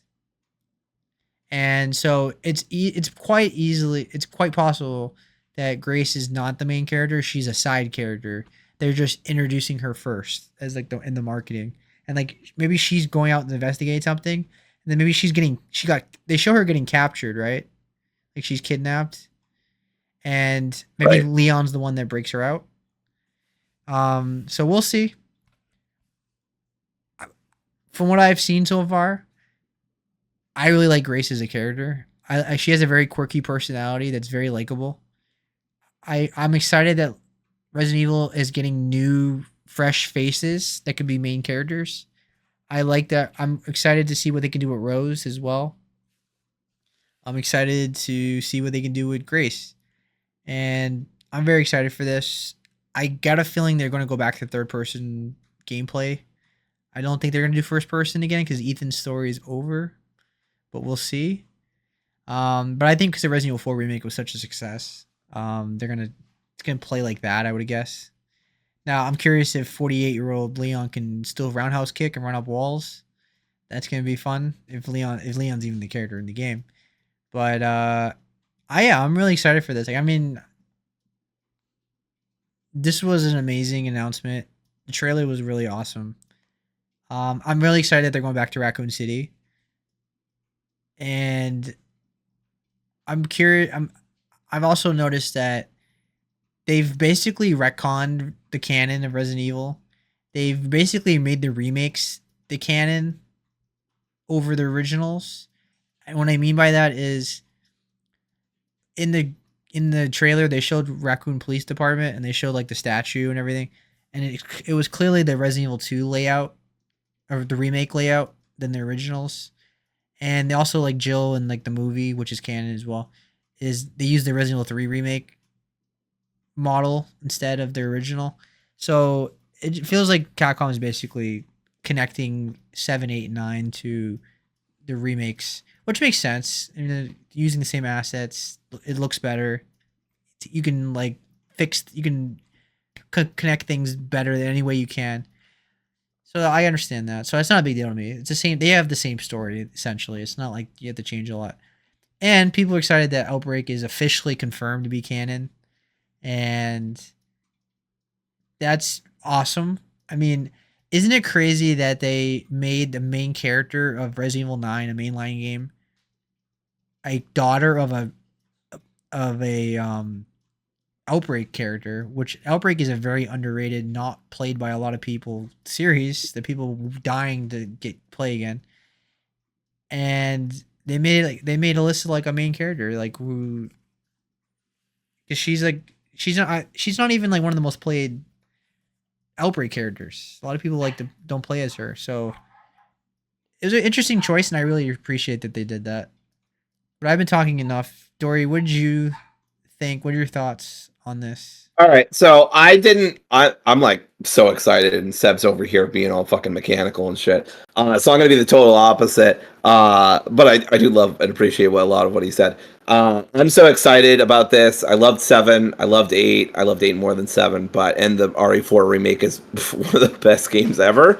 And I've played over 100 hours of it because I've done so much speedrunning. I think I got it down to almost under 2 hours in real time, unassisted. So I love that game a lot. And I did not look at my computer screen this whole time because I didn't want to know. I didn't want to know what it was, and I didn't want Seb or anybody else to be like, "This is what this is, you dumbass." I wanted to be surprised, and God was I surprised. So we started with it, and I was like, "This feels like I felt like." The engine looked familiar, right? I couldn't place it, but the engine looked familiar. And then somebody said Ashcroft. And I was like, I swear to God I've heard that name before, but I don't remember where. And then I was like, after a little bit and like some of the horror elements, I'm like, is this fucking like Silent Hill? And then I was like, no, this doesn't make any sense. And then, because we've already seen Silent Hill F and they haven't, unless this is some brand new announcement. And then they showed the RP sign, and I was like, was that the fucking RPD? Like, is this fucking Resident Evil? That's when I definitely what's that? Yeah. And then I didn't know from the crater either. Well, by the way, people online making fun of it, like, man, that nuke or whatever it was, the missile, the bomb, whatever it was, that didn't do shit. I don't know if it's realistic or not, but it's funny. That was one of the retcons, because if you watch the ending of Outbreak, the city is way more destroyed than what they showed in Resident Evil 9. Like they definitely retcon that 100%. Yeah. But either way, once we got the title reveal, I screamed. I was so excited. I was getting chills. I was so happy. I come back to look at my computer screen. I've got like 10 messages from Seb. It was basically like, Dory, oh my God, it's the RE engine, Dory. I didn't see any of it because I didn't. Again, I'm so glad I didn't look at my computer screen. I didn't want to be spoiled or anything. But I loved this trailer. It looks so good. I love the name Requiem. I'm just really excited. I know nothing about Outbreak. I'm going to be totally transparent. I don't know anything about it.